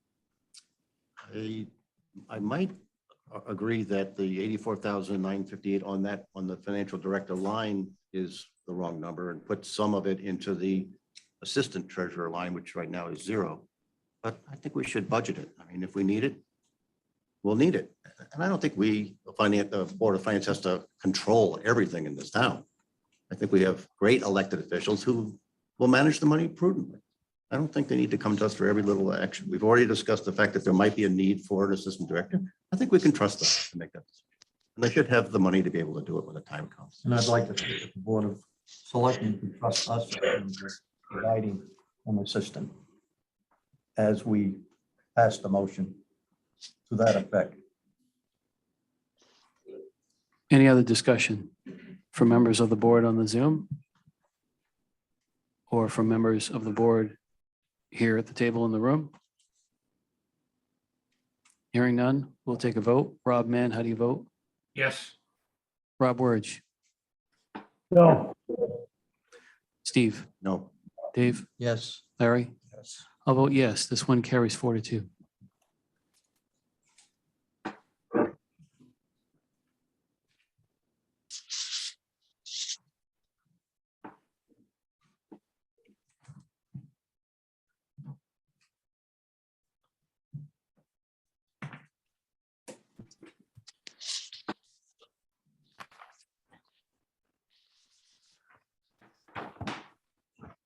Go ahead. Election workers. I'd like to make a motion that we increase the present 21-22 budget from 18,000 to 20,000. 18 to 20. That's the current budget, not the proposed budget. A reduction of 3 from the proposed. Is that what you're saying? No, I said an increase of 2 from the current. And you said this Down is 3 from the proposed. elections and registrations? Is that the department we're talking about, elections and registrations? Yes. And so just to make sure that I follow you, you're talking about the bottom line, the total amount, the departmental amount, or No, something the within? election workers. Election Okay, election workers. Okay, hold on a second. 510070. Thank you, Steve. Got it. Okay, and so Dave, you're talking about making that line item $20,000. Correct. Which is currently 23,000. You're talking about making it 20. No, currently it's 18,000. All right, that might be, and that might be one of these issues. No. Okay. And it says 23. That's proposed. I'm saying the current budget. Oh, yeah. Okay, so the FY 22. The FY 22 approved was 18, That's correct. right? And now the requested is 23, and you're saying to make it 20 instead of 23. So there's a motion on the table to make the election workers number $20,000. That's the motion, and it's made by Dave. Is there a second? Larry's got the second. All right, so again, the motion is under elections and registrations. It's election workers, 510070. Motion is to make that line item $20,000. That's the motion made by Dave, seconded by Larry. Discussion on that. I have a question. Rob. I have a question, Aaron. Go ahead, Rob. It was unclear if was that for the budget of FY 22 or is it the proposed budget of FY 23? I heard both. So looking at the document that's in front of me, the approved FY 22 is $18,000. The requested FY 23 is $23,000. So approved for 22, 18, requested for 23, 23. 20. But yes. Right, requested. Yes, I'm sorry. Approved for 22 is 18, requested for 23 is 23. The motion on the table is to make that 20. Motion in the second is to make that 20. That would be an increase of $2,000 from last year. I have a question. Go ahead. Do we know where we stand this year? 20,000. I don't have. 20,500 was the number we got last time, Steve. This is Rob Wirch. Go ahead, Rob Wirch.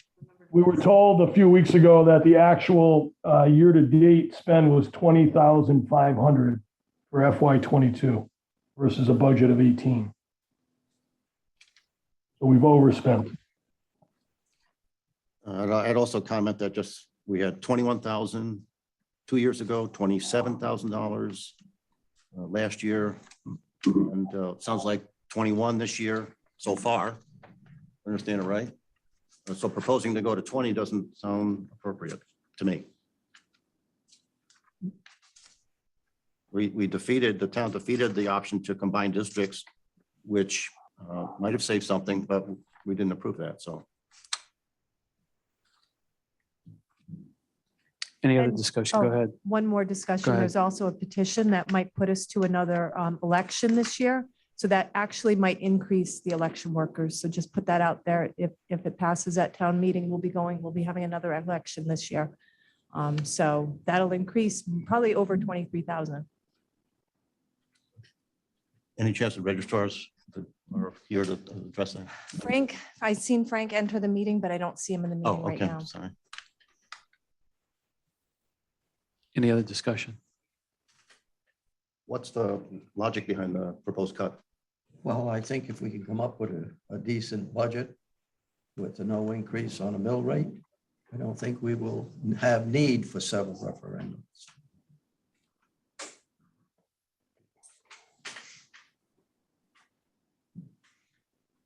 Any other discussion?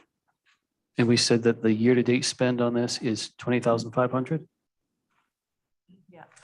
That's what apparently I had shared. 20,500? And we don't anticipate that there's going to be any more spend on this line item, Not for this year, right? Because we're talking about FY 23. correct. Oh, sorry, No, we're talking about FY 22. We don't anticipate, well, we would have a referendum. Oh, that's We'd have a right. So, referendum, so there would be yeah, more so we spend on might- this. Right, we might go over. Well, we're going. We're over. already We're 18, right, are we at eight, what was the number? We're at 18. 18.5?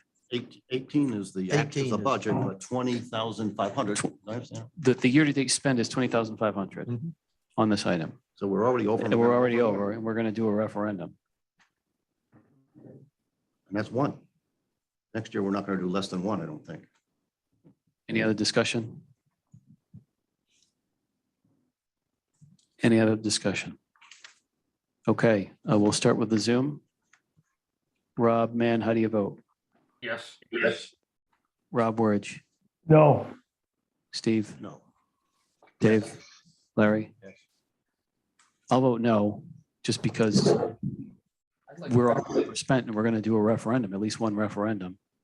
So that means it's 3-3, which means that the motion doesn't carry. That's all. I just feel like throw in one budget referendum, or we're probably going to be at 23 Current. logical. for the current year, which would make sense budgeting 23 for the coming year. Dave, anything else? Town hall cleaning. I had something, Hold on a second. Rob Wurge, go ahead. if that's okay, I don't want to cut in, but I had an area I'd like to go to.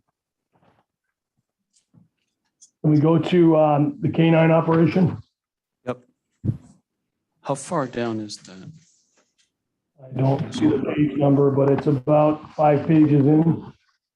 6 pages in. Hold on, Rob. We're just trying to, right now, we're just trying to catch up with where you are. Hold on. Okay.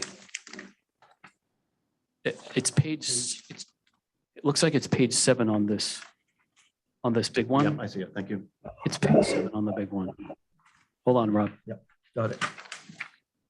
Okay, we're with you now. Thank you. So this was a topic that we touched on a few weeks ago and agreed to come back to it. We heard on several occasions, especially Tuesday, but also tonight and other nights, but especially on Tuesday, some pretty clear voices across the town in terms of the services that this whole group is providing, particularly a lot of praise for Janice, but just in general, this to me falls into a bucket of people appreciate it, people value it. So I'm trying to look at it through the lens of all the people, not through the lens of Rob Wurge. I don't use it. I live out in the woods, but I got to hear the voices of the people that have come forward to this group talking about their experiences. We have someone that's working full-time. We're paying them part-time. It's a very big jump. It's from $20,867 to $44,000.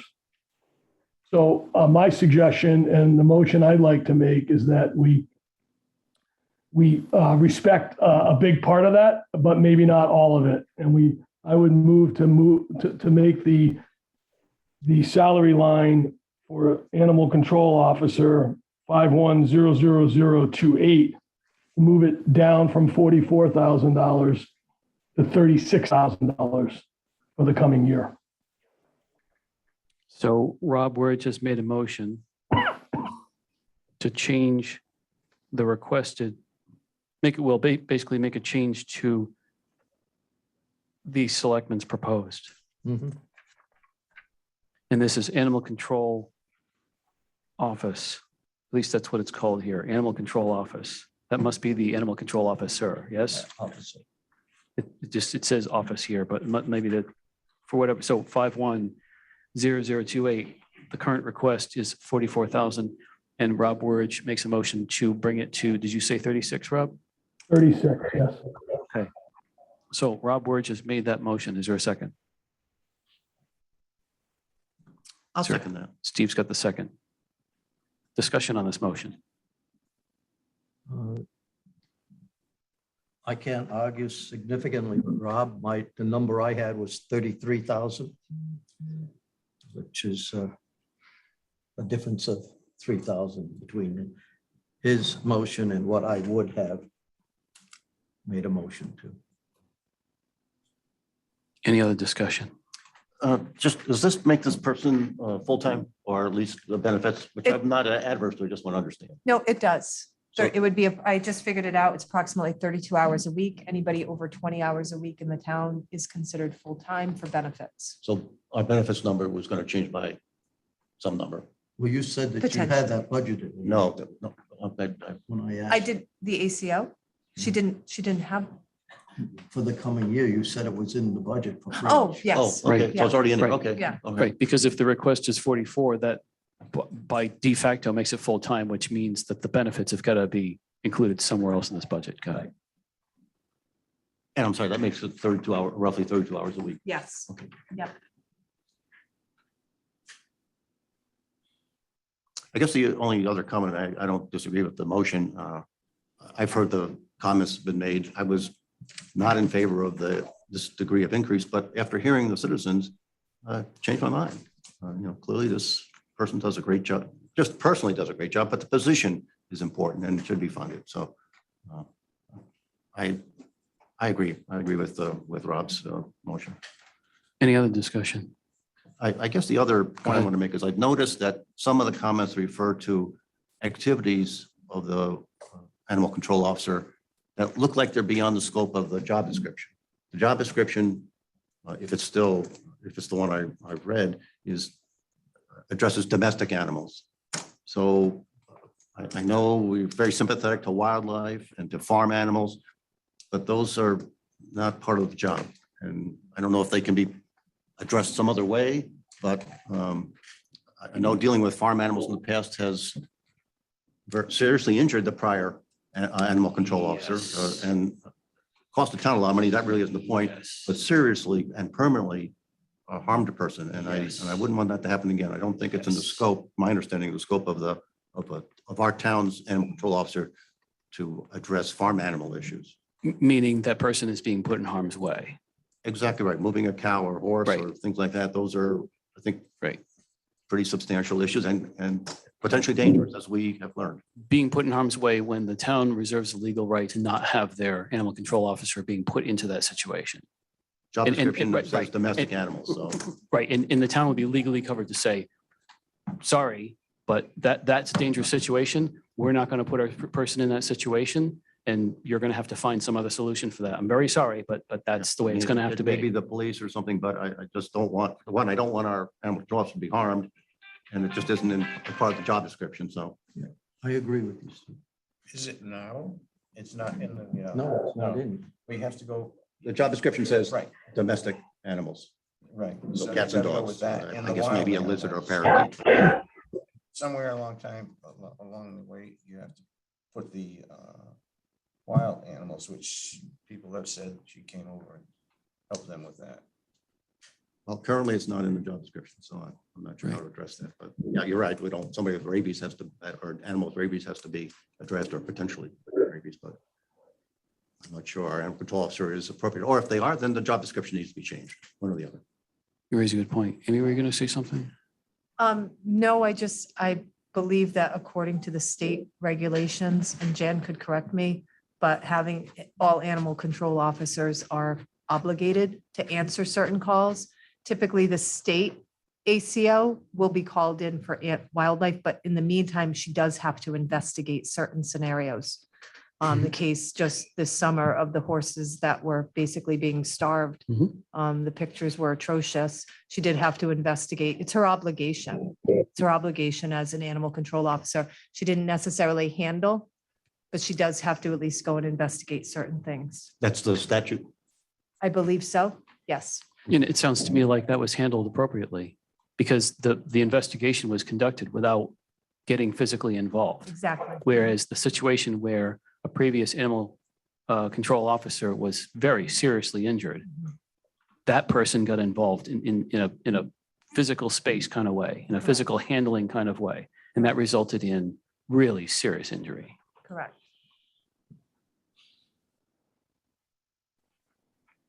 Any other discussion on this? Again, we appreciate the effort. I mean, it's, I hear these stories are just very interesting and show a dedication, above and beyond. But I just want to be careful that we don't get ourselves into another problem, both injured control officer and the financial liability that was tremendous. Agreed. Any other discussion? Either on the Zoom or here at the table in the room? Okay, so we'll go around the table. Sorry, we'll take it around for a vote because we're not all around the table. We'll start with the Zoom. Rob Mann, No, Rob Wurch, Yes. Steve, Yes. Dave, No. Larry, I'll have to go yes. what's that? The 36,000? I'll go yes. I'll vote yes as well. So I believe that carries 4-2. Mhm. That's 4-2. I said yes that time. That's right. That's right. And another question, Aaron, regarding fire departments. Go ahead. Do we have an answer from Thompson Hill Fire Department, Amy, as to what the incremental cost will be to that group to house our ambulance throughout all of fiscal '23? I did speak to Chief Grauer, and he had stated that certainly $500 per month would be very, very kindly appreciated. Thank you.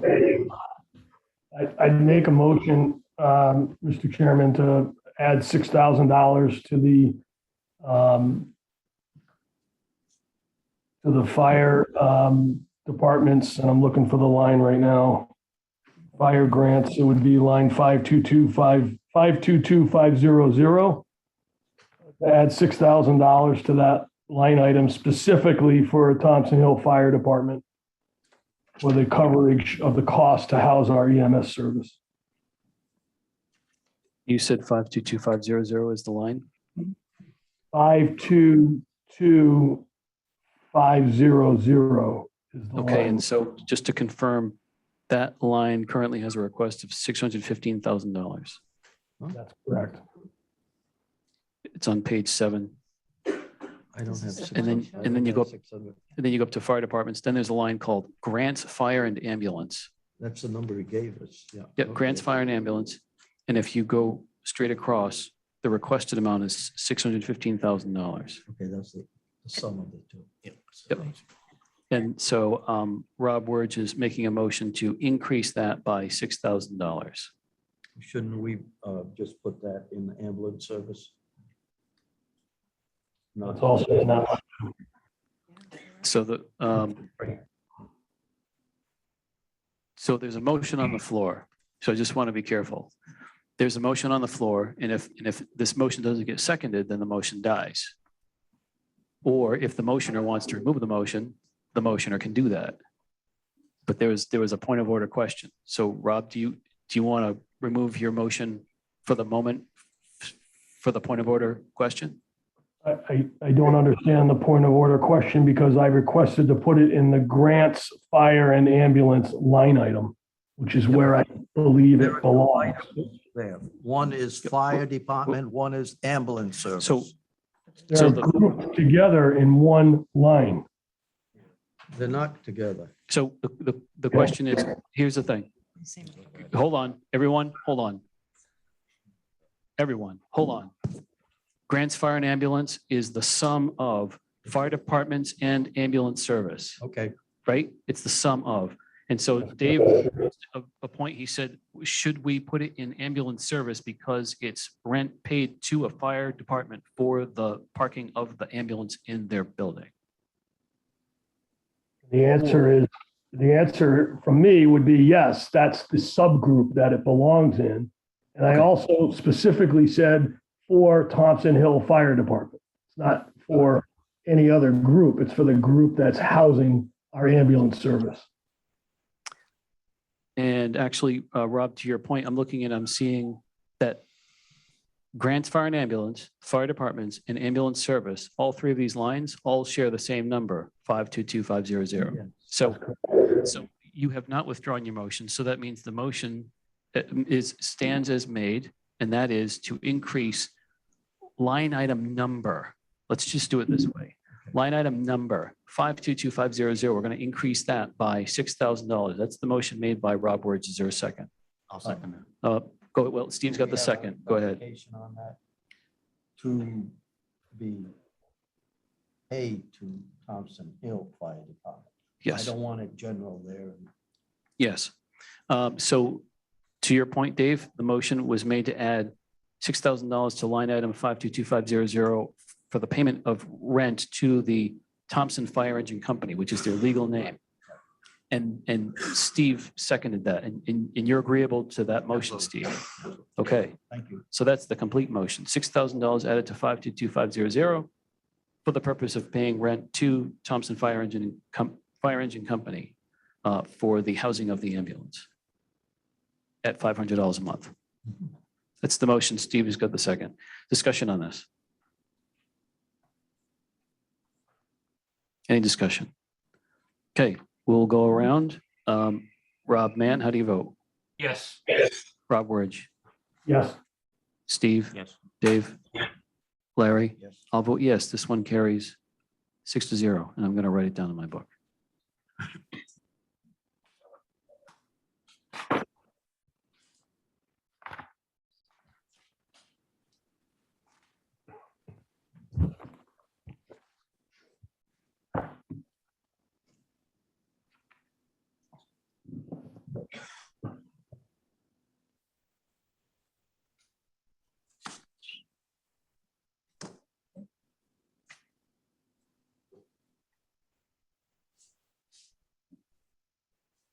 Well, I'll make a motion. Go ahead. That we approve the Board of Education budget of $19,873,192. So a motion has been made to approve the Board of Education request of $19,873,192. That's the motion that's been made. Is there a second? I'll second it. Rob Wedge has a second. Discussion on this? We've heard from a number of citizens, that many have made comments regarding our animal control officer and the school. I think virtually all were positive about funding the school properly. I think this is super important to our town. Any other discussion? I would add to Steve's comments that the school also pretty much saved the, I don't want to say saved, that's the wrong word. The school had a very large impact on helping the overall cost of the town last year. And if it were not for the contracts that they renegotiated, we wouldn't be at 24.95 today. So I know that's yesterday's news, but in a year that they helped us, we took it. And this is a year where they're asking for our help. And it has been significantly underfunded over the years. I think a lot of the comments resonated with me with respect to inflation. And when you look at all the contractual obligations that they have, they've only been able to operate in the last few years by cutting other things. Because much like our discussion about salaries in the town, the same thing holds true in the school. And their hands are tied. Those are salaries and contracts and obligations that they have to fulfill. So I think when you really start drilling down into that budget and you look at what they've done over the last several years and what they've asked for this year, I don't feel like it's unreasonable. And I would have a hard time moving forward with any cuts this year with respect to the school. Any other discussion? Go ahead. Looking at the budget for this year for the Board of Education, I am firmly in favor of increasing from the current year of $19,119,331, increasing that to $19,623,192, which is an increase of $500,000. I'm not in favor of the motion. Any other discussion? Is there any particular item that's improperly funded or shouldn't be, money shouldn't be spent by the school? Or We are not the Board of Education. It is not our position to determine what is important and what isn't important. I have been involved in Board of Education budgets for over 25 years. And I would leave that to the administrative staff and the Board of Education to determine where to best place that $500,000.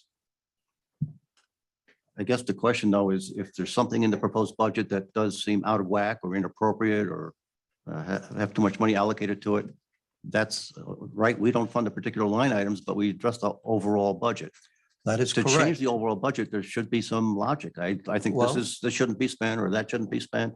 I understand that the Board of Ed, just like the library, has a right to, once they get their budget, to allocate it Mhm. as they see.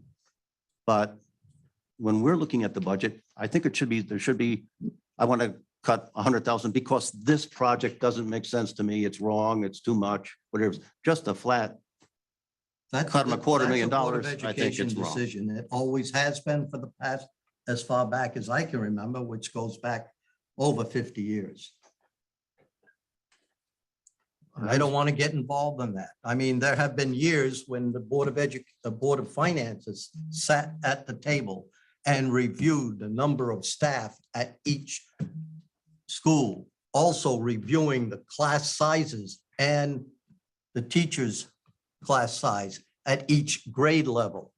I'm not asking to do that. That's not our job. I think giving the Board of Education $500,000 is a significant gesture. but it's a cut of how much from the proposal? 250.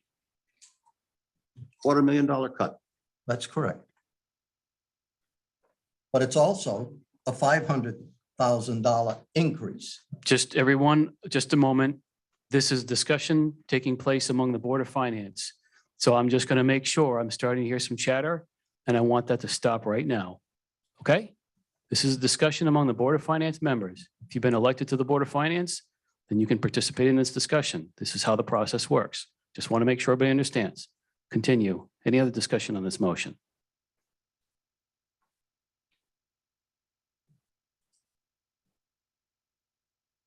Any other discussion?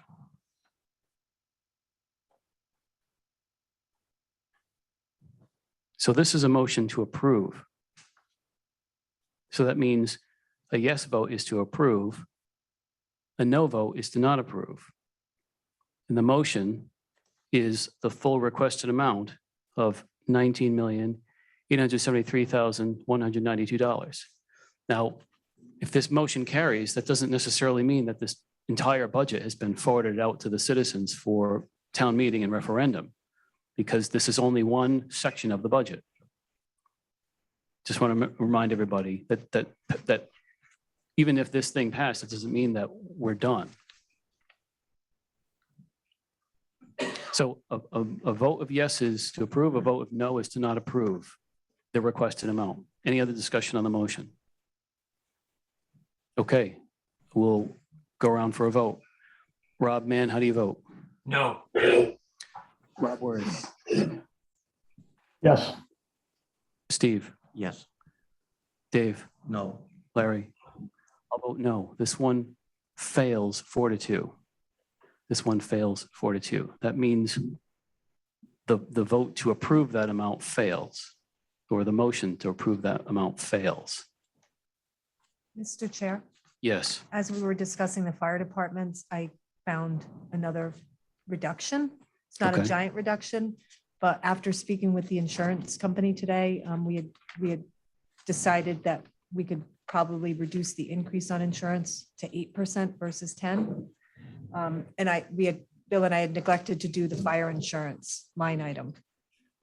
It's only $1,851, but it is a reduction that needs to be made. Yeah, we'll take what we can get. So the line item currently, volunteer fire insurance, This is down towards the end of the budget? Page 7. Yeah. it's where we just were with the Oh, grants and page 7? ambulances. Just underneath the grants, fire and ambulance, Hold on.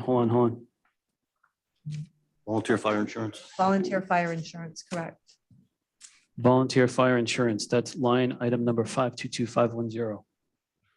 Currently, we have the selectmen approved was 101,833, so 101,833. It should be brought to $99,982.08. It should be brought to 99982. Correct. So that's a reduction of something. 1851. 1853. $1,853. Is right? that correct? I had 1853? I had 1852. Oh, okay, Something- $1,852. And 52 cents. There you go. Okay. So that means that the requested amount is dropped. Correct. So I'll make a motion that we accept this lower requested amount, which is that volunteer fire insurance line item 522510 is now $99,982. That's 99982. That's where, And 8 cents. Correct. oh, and 8 cents? Yes. Okay, If you want to add it in or not. there you go. I think we could live without it. And 8 Let's cents. keep it clean. So 99982. That's my motion. Is there a second? I'll second that. Steve's got the second. Any discussion? Discussion? We'll vote on it. Rob Mann, how do you vote? Yes. Rob Word, Yes. Steve? Yes. Dave? Yes. Larry? I'll vote yes. This one carries 6-0. Aaron, can we go to one more? I know it's getting late. Can we do one more section while I think I saw Tira on the line and it was a question on Tuesday. Waiting all night. I'm under economic development. It was line item number under what's called branding initiatives 522231. Does anybody know the page on the big sheet? And on the printout. Page 15 maybe? That's a maybe. Yeah, 15. Economic, yes. So that's page 15. Yeah, 522231. I see. We're looking at, branding initiatives. Yep. Is Tira there? I am. Good evening, gentlemen. Make you wait all night. Well, I'm at home, so it's Discussion. not as bad.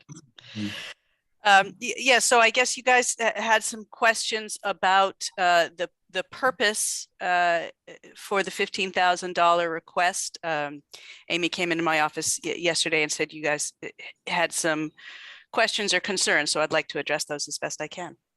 Go ahead. So Tira, the overarching question was in 2020, it was a bundled number of 24,860. There was no descriptors or breakdown of what projects you were going to do. Yes. Last year you had a full breakdown of projects. And then this year it went back to being bundled at 15,000. And now in 23, you're asking for another 15,000. So the question was, did you not break them because you don't know what you're going to do? Or did you not break them down because you didn't want to be so prescriptive that you were, pinned to certain projects? You had a long list of more than 15,000, so you left it open. So that was kind of where we left it. A little bit of the latter, and partly it was a timing issue with when the budget requests had to be presented. As the gentlemen that have been on the Board of Finance, in the past have known, I actually do prefer to put in a more granular list of requests because I think it gives you guys context. But last year when we did that, it did get all back lumped to us. But the more pressing thing, that the reason we didn't break it down more is at the time that the budgets are put together, we had a number of grant requests out, and the results of those grant requests directly affect what EDC is going to invest in going forward. And there was at least one that was sort of an unexpected or a less expected windfall. For example, the 65 Main project, we didn't assign any funding to that in whenever it was late January, early February, when we were putting the budget together. But in that time, two things have happened. One thing is that the federal government approved a $240,000 award for the renovation of the building. The other thing is that the grant request that I put into the Connecticut Department of Economic Development, Economic and community development, which was a large request that included a lot of projects, was not successful. So what that means is the soft costs for that project, meaning the engineering and design headed into the renovation, which was not bundled into the congressional request, now needs to be fulfilled. So I was talking to Amy about that just this morning, and where we've sort of landed is that EDC would like to cover half of that, which we estimated around $15,000, so $7,500, and then $7,500 would come out of the contingent ARPA funds, which were part of what we had leveraged into the grant requests that didn't come back. And the other piece, again, was sort of contingent on some other decisions that we knew were going to be made. So the Economic Development Commission had voted earlier in the year to generally support the Eastern Connecticut Land Bank as they are fundraising to sort of hire an administrative position, an executive director who will then enable that land bank to assist municipalities, including Thompson, who have brownfield properties that need to be brought back online. So those are the two specific projects that I would say would be top tier. And I would say we would split that right down the middle, but none of that information was available to us in the same way in February.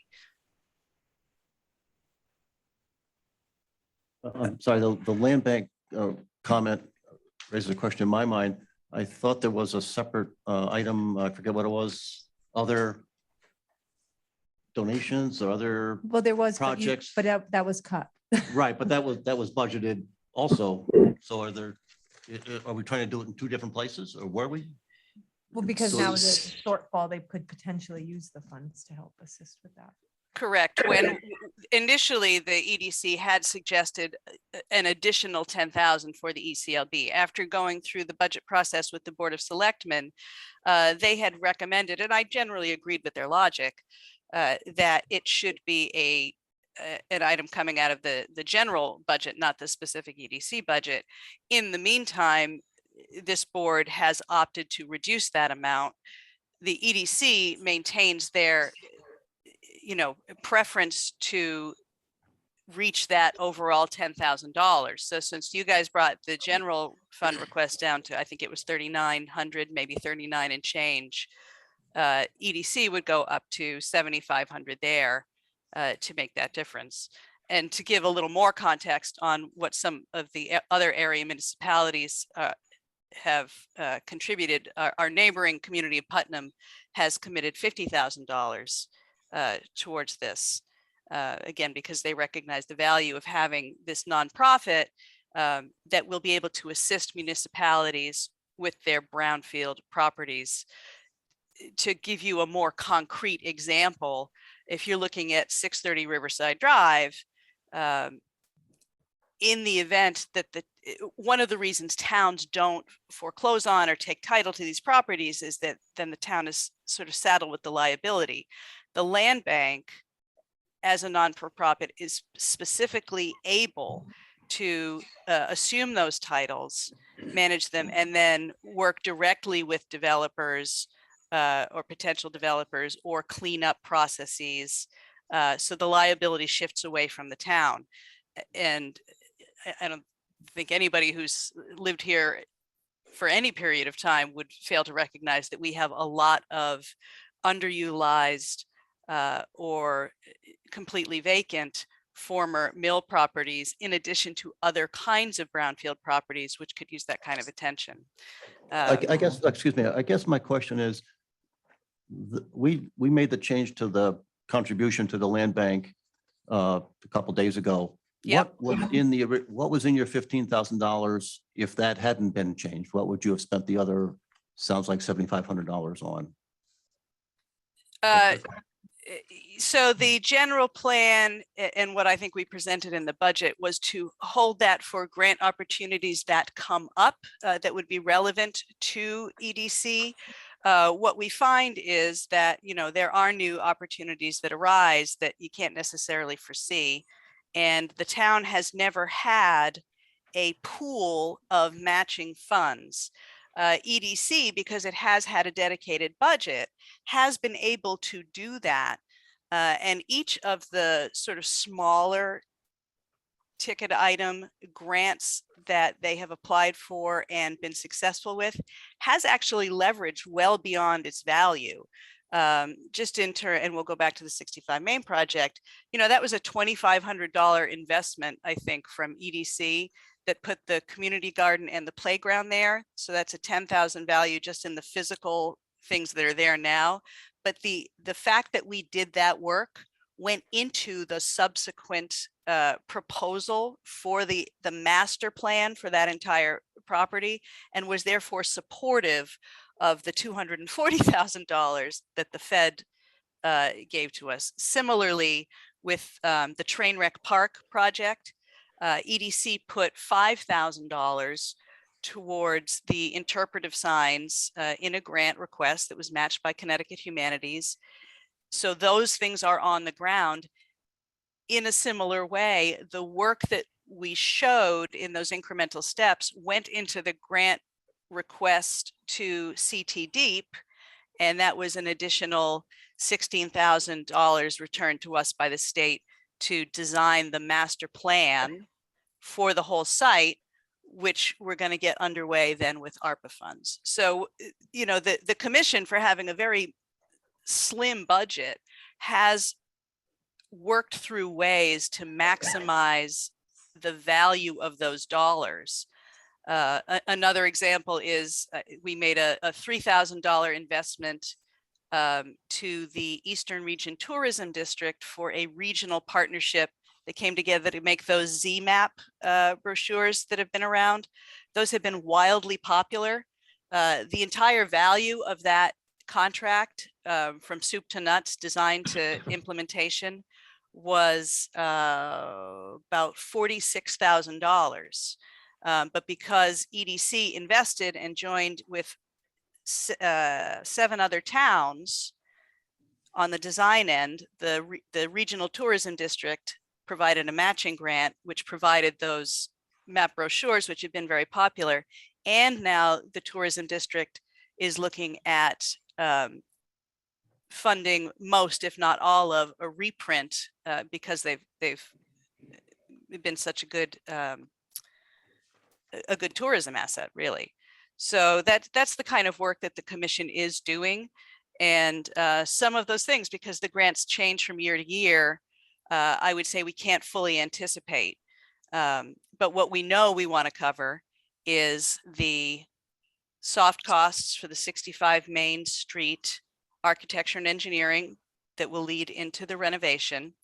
And now specifically to backfill the cut that was made to the ECLB. Is that helpful, Steve? You said we need 2 days ago. Oh. It's not in minutes. Oh, I'm sorry, I got distracted for a second, but I think I'm a little concerned that right or wrong, we made a cut to the contribution to the land trust, sorry. As I recall, it was the miscellaneous item Right. and it was up to the Board of Selectmen. That's what was said to decide To where. decide it how, went. it- Yeah. but our thinking was that the land, which is the biggest chunk, I think it was $10,000, $12,000. Exactly, it was. And I will say that initially EDC did have that item in their budget, the $10,000, and the Board of Selectmen had voted to put it To into move it into general the services miscellaneous. because it was going to an outside organization. I guess I'm a little concerned that for right or wrong, we viewed that we wanted to cut that particular item, reduce that particular item, not cut it, reduce it. But we're just sort of playing a little shuffle game here, and I don't appreciate that. I don't think that's appropriate. I don't either. Well, I I don't know. certainly understand your Excuse me. perspective. I don't know why we can't use ARPA funds to supplement, which, if I'm understanding correctly, you mentioned that originally the intent was to use those funds. That's correct as well. And as I've been speaking with the first selectman, because the amount that we leveraged into the unsuccessful grant is now open again, those had previously been contingent. And we are trying to work through, and will be working through in a subsequent meeting with the Board of Selectmen, how to rebalance some of those requests, because other things have come up in the meantime. This was a way to sort of get to where we need to get while not taking as much away from the ARPA. In other words, we have an internal budget that we've had for economic development. This is directly related to economic development in its final form, its final purpose. And the EDC has been sort of the leader in developing the plan and the proposed programming for that renovated building going forward. So, philosophically, they're very sort of intellectually invested in it as being consistent with the mission of the Economic Development Commission. Look, if that $15,000 came through in a lump, as it has in the past, the commission will find ways to leverage it for purposes generally relating to economic development. But I myself prefer to assign it up front so that you guys know what you're approving. I think that that's fair. Last Tuesday.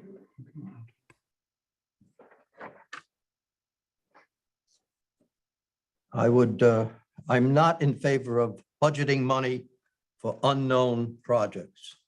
And listening to you, I hear a lot of possibilities, but nothing written in stone. As I said last Tuesday, I was concerned about appropriating money for functions that I'm not aware of. I would like to make a motion, Mr. Chair, that we reduce the branding initiative by 15,000 and increase the contingency fund by 15,000. And if and when money is needed as a supplement to grants, then go through the Board of Selectmen and approach the Board of Finance for approval. So a motion has been made to reduce branding initiatives 522231. That's the line item number, It's a 15,000. right? To reduce that by $15,000 and then increase contingency, which is line item number 544880. Contingency fund is the last item on page 17. It's the last item before the end of the operating budget. That's correct. And so what that would do is it would reduce branding initiatives 522231 to 0, and it would bring contingency fund 544880 and bring it up to $45,000. Right. That's the motion. Is there a second? I'll say. Larry's got the second. So Dave's got the motion, Larry's got the second. Any discussion on this motion?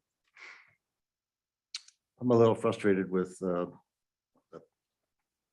needs for this, but I'm not so frustrated that I'm going to do the wrong thing. I'm a little angry about it. But I think this department needs some funds to operate under. Taking it to 0, it doesn't make any sense to me. I understand I'm very frustrated by what I think I've heard, but I would not reduce this to 0. Any other discussion? If I may, Mr. Chairman. Go ahead. Just again, for a point of reference, in the Connecticut General Statutes, where it discusses municipal economic development commissions, they do recommend a cap on what the commissions can be budgeted for, which is 1/20th of 1% of a town's grand list. I think we worked that out, that it was like $35,000 or $37,000 in this past fiscal year.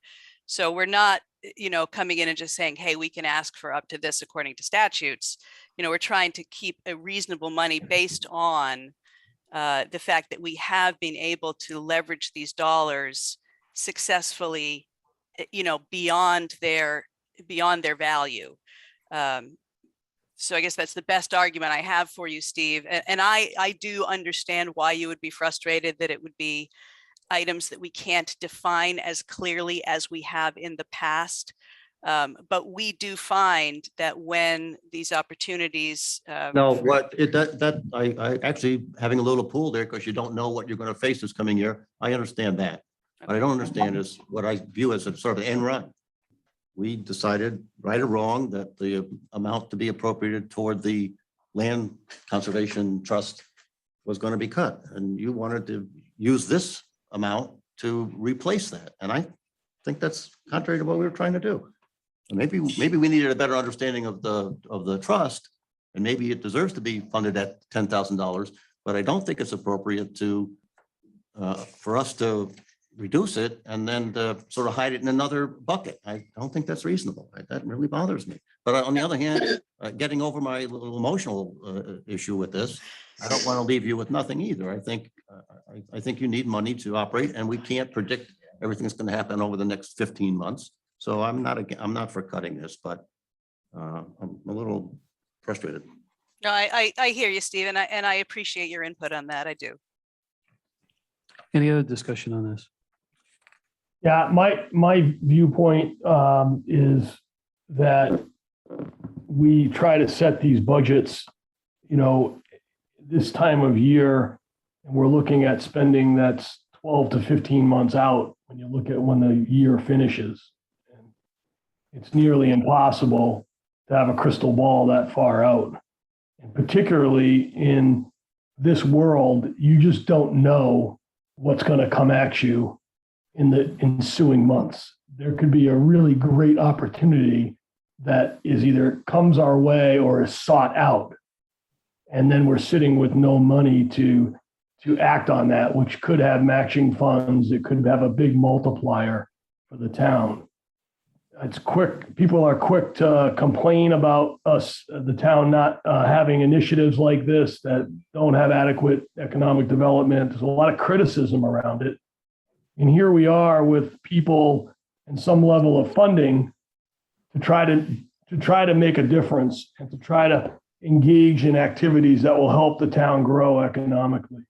So I think when you look at what we really want in our future for economic growth and what we're asking for to try to make that happen, it's a relatively small number. I get that putting it in contingency leaves it there for them to come back, for someone to come back and ask for it, but that feels like to me that we're choking the system a little bit and putting extra controls on it. It's not that large of a number, and I think the leadership here has proven over the years that we've gotten a good return for the branding money that we've spent over the years. So I don't support cutting it. I certainly don't support cutting it to zero and then having them come back as every initiative comes up. We got to put a little trust in our leadership. And if we look at the past, there's a clear record of doing good things with a very small amount of money. Any other discussion? Any other discussion? So a vote of yes. I have one other comment, Aaron. Robert. Maybe this should be saved for the end, for the comments at the end. But I would appreciate more hearing from my fellow board members when they vote yes or they vote no. It's nice to know where people stand on issues before the vote so that it can help form my opinion and my viewpoint, because we're not hearing a lot, but then we hear a yes or a no. And I suspect that people that are voting a yes or a no have a reason for that. So I find it very helpful if we actually discuss those items so that we can be open-minded to maybe change our point of view. But if I don't hear other points of view and then just a vote, it's hard to really know the why behind it. That's all. So then my 2 cents as it relates to this specific line item, I'd be willing to cut this in half and go halfway, 75 and 75 instead of 15 and 15. That's just my 2 cents, but the motion on the table is for 15. Go ahead, Rob, man. Rob, man, yeah, I was thinking the same thing you just said, Aaron. I don't want to set it at zero. First of all, she already told us that $7,500 is kind of earmarked for 65 Main Street. So one way or the other, whether we put it in contingency, it's going to end up coming back out to take care of that purpose. So I'm kind of on the same page with you with the 7,500. So any other discussion? So we'll go around for a vote. Rob Mann, how do you vote? I vote no. Rob Wurge? Rob Wurge? No, no, sorry. Steve? No. Dave? Yes. Larry? I'll vote no. This one fails 4-2, but here's what I'll do. I'll make a motion that we reduce branding initiatives 522231 by $7,500 and that we increase contingency, which is 544880 by $7,500. That would bring contingency up to 3750, and it would bring branding initiatives down to $7,500. That's my motion. Anybody want a second? Rob, man, I'll second that. So I made the motion. Rob Mann's got the second. Any discussion on this motion? Any discussion? Well, in the interest of Rob Wurge's comments about about discussing it, I have some sympathy for that position, but I just think that's too steep. I would give them some flexibility. The 7,500 sounds like it's already pretty much committed to 65 Main. You know, again, we got to trust these people. $700 is nothing. I mean, they're not going to throw it away. We can trust these folks. They're not going to waste it. They've proven it in the past. So I think that's too steep a cut. I would keep the whole thing, but cutting in half, that's in my mind too much. Any other discussion? I tend to agree with Steve. I understand the why, and it's a nice compromise. It certainly puts more perspective than where we started. So I appreciate the commentary around it. I'm with Steve. I think that we've got to give some money to a group like this to help them, to fund them to be able to do the things that we want done in town, and trust that they're going to spend that money responsibly. It's not a gigantic number in the whole scheme of things. And I feel like it falls into the bucket of it touches a lot of people. And I think it's one of those things that's important to a lot of people when they see the activities and the different initiatives that have been done in the past. Any other discussion? Anything else? We'll do a vote. Rob Mann, how do you vote? Yes. Rob Wurge? No. Steve? No. Dave? Yes. Larry? Yes. I'll vote yes. This one carries 4-2.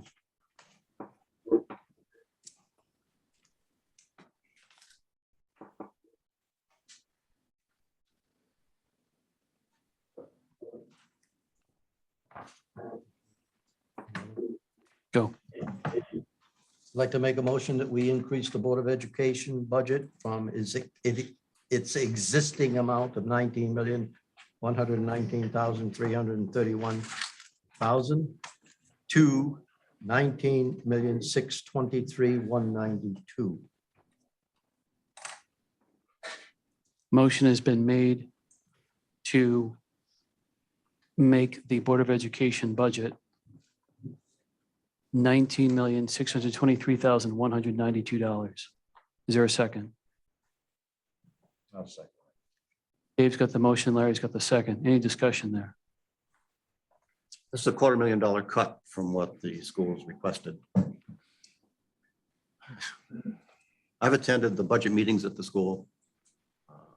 I don't see a $250,000 worth of cuts that are possible. And this is hurting our children, hurting our future, hurting their future. I don't think it's reasonable. That's a $250,000 cut. If I understood that it was because of this, there was a particular reason for it, I'd be open to understanding that. But an arbitrary $250,000 cut with nothing behind it other than I want to cut it. I find that a little irresponsible. I'd like to understand the logic behind it. if there is any. We saw this, the 3 or 4 slides that were highlighted by the superintendent a week or 2 ago. Increases under inflation every year for the last 5 years. We can't do that forever without hurting the quality of the education. We already know that we're potentially facing, and certainly can be more, special needs children that might require huge amounts of money, not in their budget. We've seen that over the years. We've had to provide so much more funding than originally budgeted for the special ed children. That's taken away our ability to do a good job or a better job with the general education curriculum. I don't think we've had a single citizen say that the budget for the school was too much or too high. If anything, it's all been supportive. I don't think anybody's not been supportive who's spoken on the issue. Now, really, we don't have to listen to the citizens, but I think this is one time we should, or at least consider it. I don't understand a $250,000 cut. I will vote against this motion. Any other discussion? I'll chime in as well. I'll try to be brief because it's getting late. I understand. I don't need anybody to tell me that we're not allowed to go into line items in the school budget. I get that.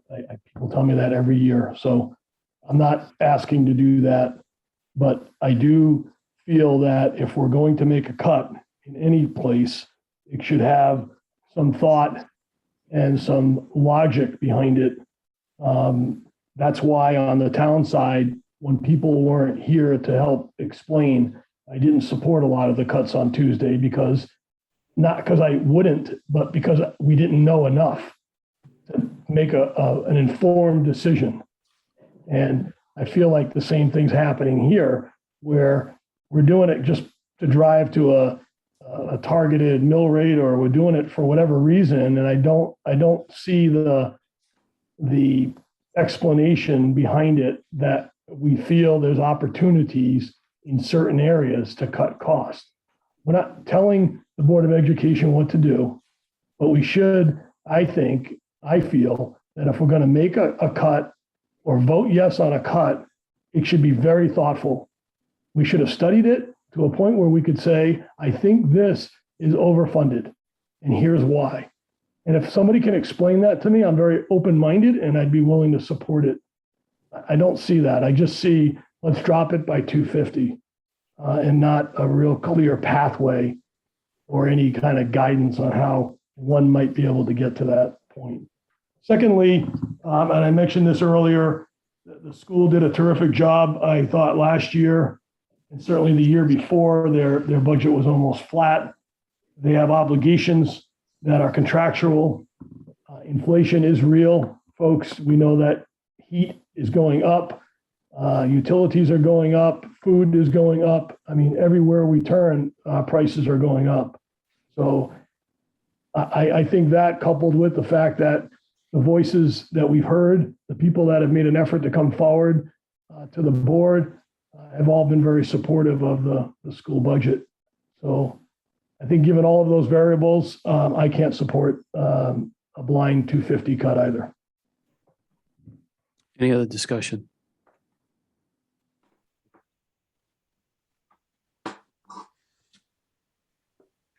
Any other discussion? Okay, we'll go to a vote. Rob Mann, how do you vote? No. Rob Wirge, No. Steve, No means we're not going to approve the cut. correct. No. Dave, Yes. Yes. Larry. I'll vote no. This one fails 2-4.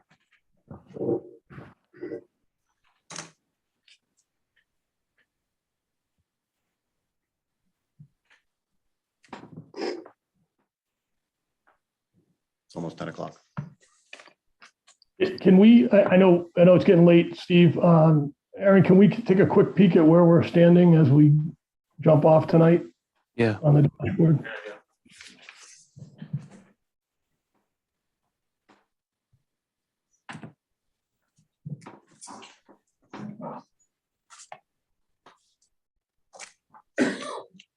Oh, well, what are we looking for? I think Amy's gonna make a calculation. Oh, okay, sorry. So we're at 0.74. That's the increase. Is correct. this, I'm not seeing, I don't think the same screen as you guys are. Same here, Rob Man. Oh. Same. Are you still looking at the ClearGov screen? Yeah, Yes, Dan. Okay, all right, I thought you could see everything I was looking at. No, we couldn't last time either. I just Oh, let okay. it go. Okay, There so we go. this Yeah. here, 25.69 from 24.95, 0.74 increase. So we're at 0.74. and real quick, Amy, 0.74 divided by 24.95. About 3%, I think. Yep, 2.9. 2.9%.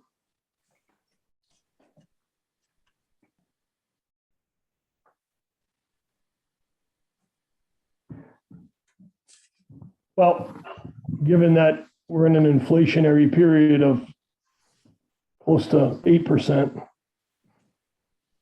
I'm not suggesting we need to raise the budget by 8%, but that's the environment that we're in today, 8.5%.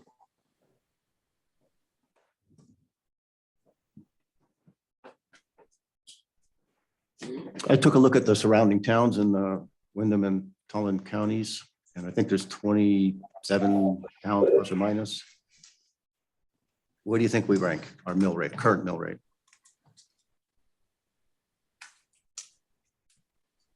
Not the bottom, in terms of the least expensive, next to the bottom. One town has a lower rate than us. Well, Steve, doesn't that also relate on when they did their reevaluations and so? That's part of the factor. Yes. I agree.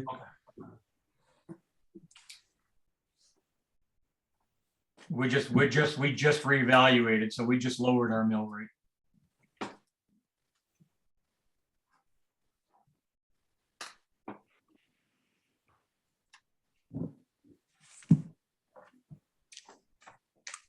Anything else? I would suggest we break at this point. So the agenda after, Selectmen's comment, or what? that's right, the agenda after this would go to Board of Finance member comments. So just to make sure, is everybody okay with moving out of budget workshop? Or I should say, does anyone object to moving out of budget workshop? Does anyone object? Okay, we'll go to Board of Finance member comments. Any Board of Finance member comments?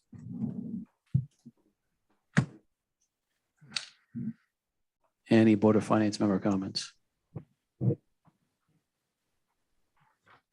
Okay, hearing none. Does somebody want to make a motion to adjourn? Steve's got the motion. Is there a second? Dave's got the second. All in favor of adjourning signify by saying aye. Aye. Aye. Anyone abstain? Motion carries to 0. It's 9:53. Thank you, everyone. We'll see you next week on Tuesday at 7 PM. Thank you. Is it here or Yes. upstairs? It's going to be here, right? Is there a conflict though? No, we have, we moved the Board of Selectmen meeting to 5 o'clock. Oh, Great. all right, thank you. Tuesday. I'll be in person next week, everybody. I'll be through my 2 weeks. Thanks for morning, Rob. 7 PM here, Tuesday.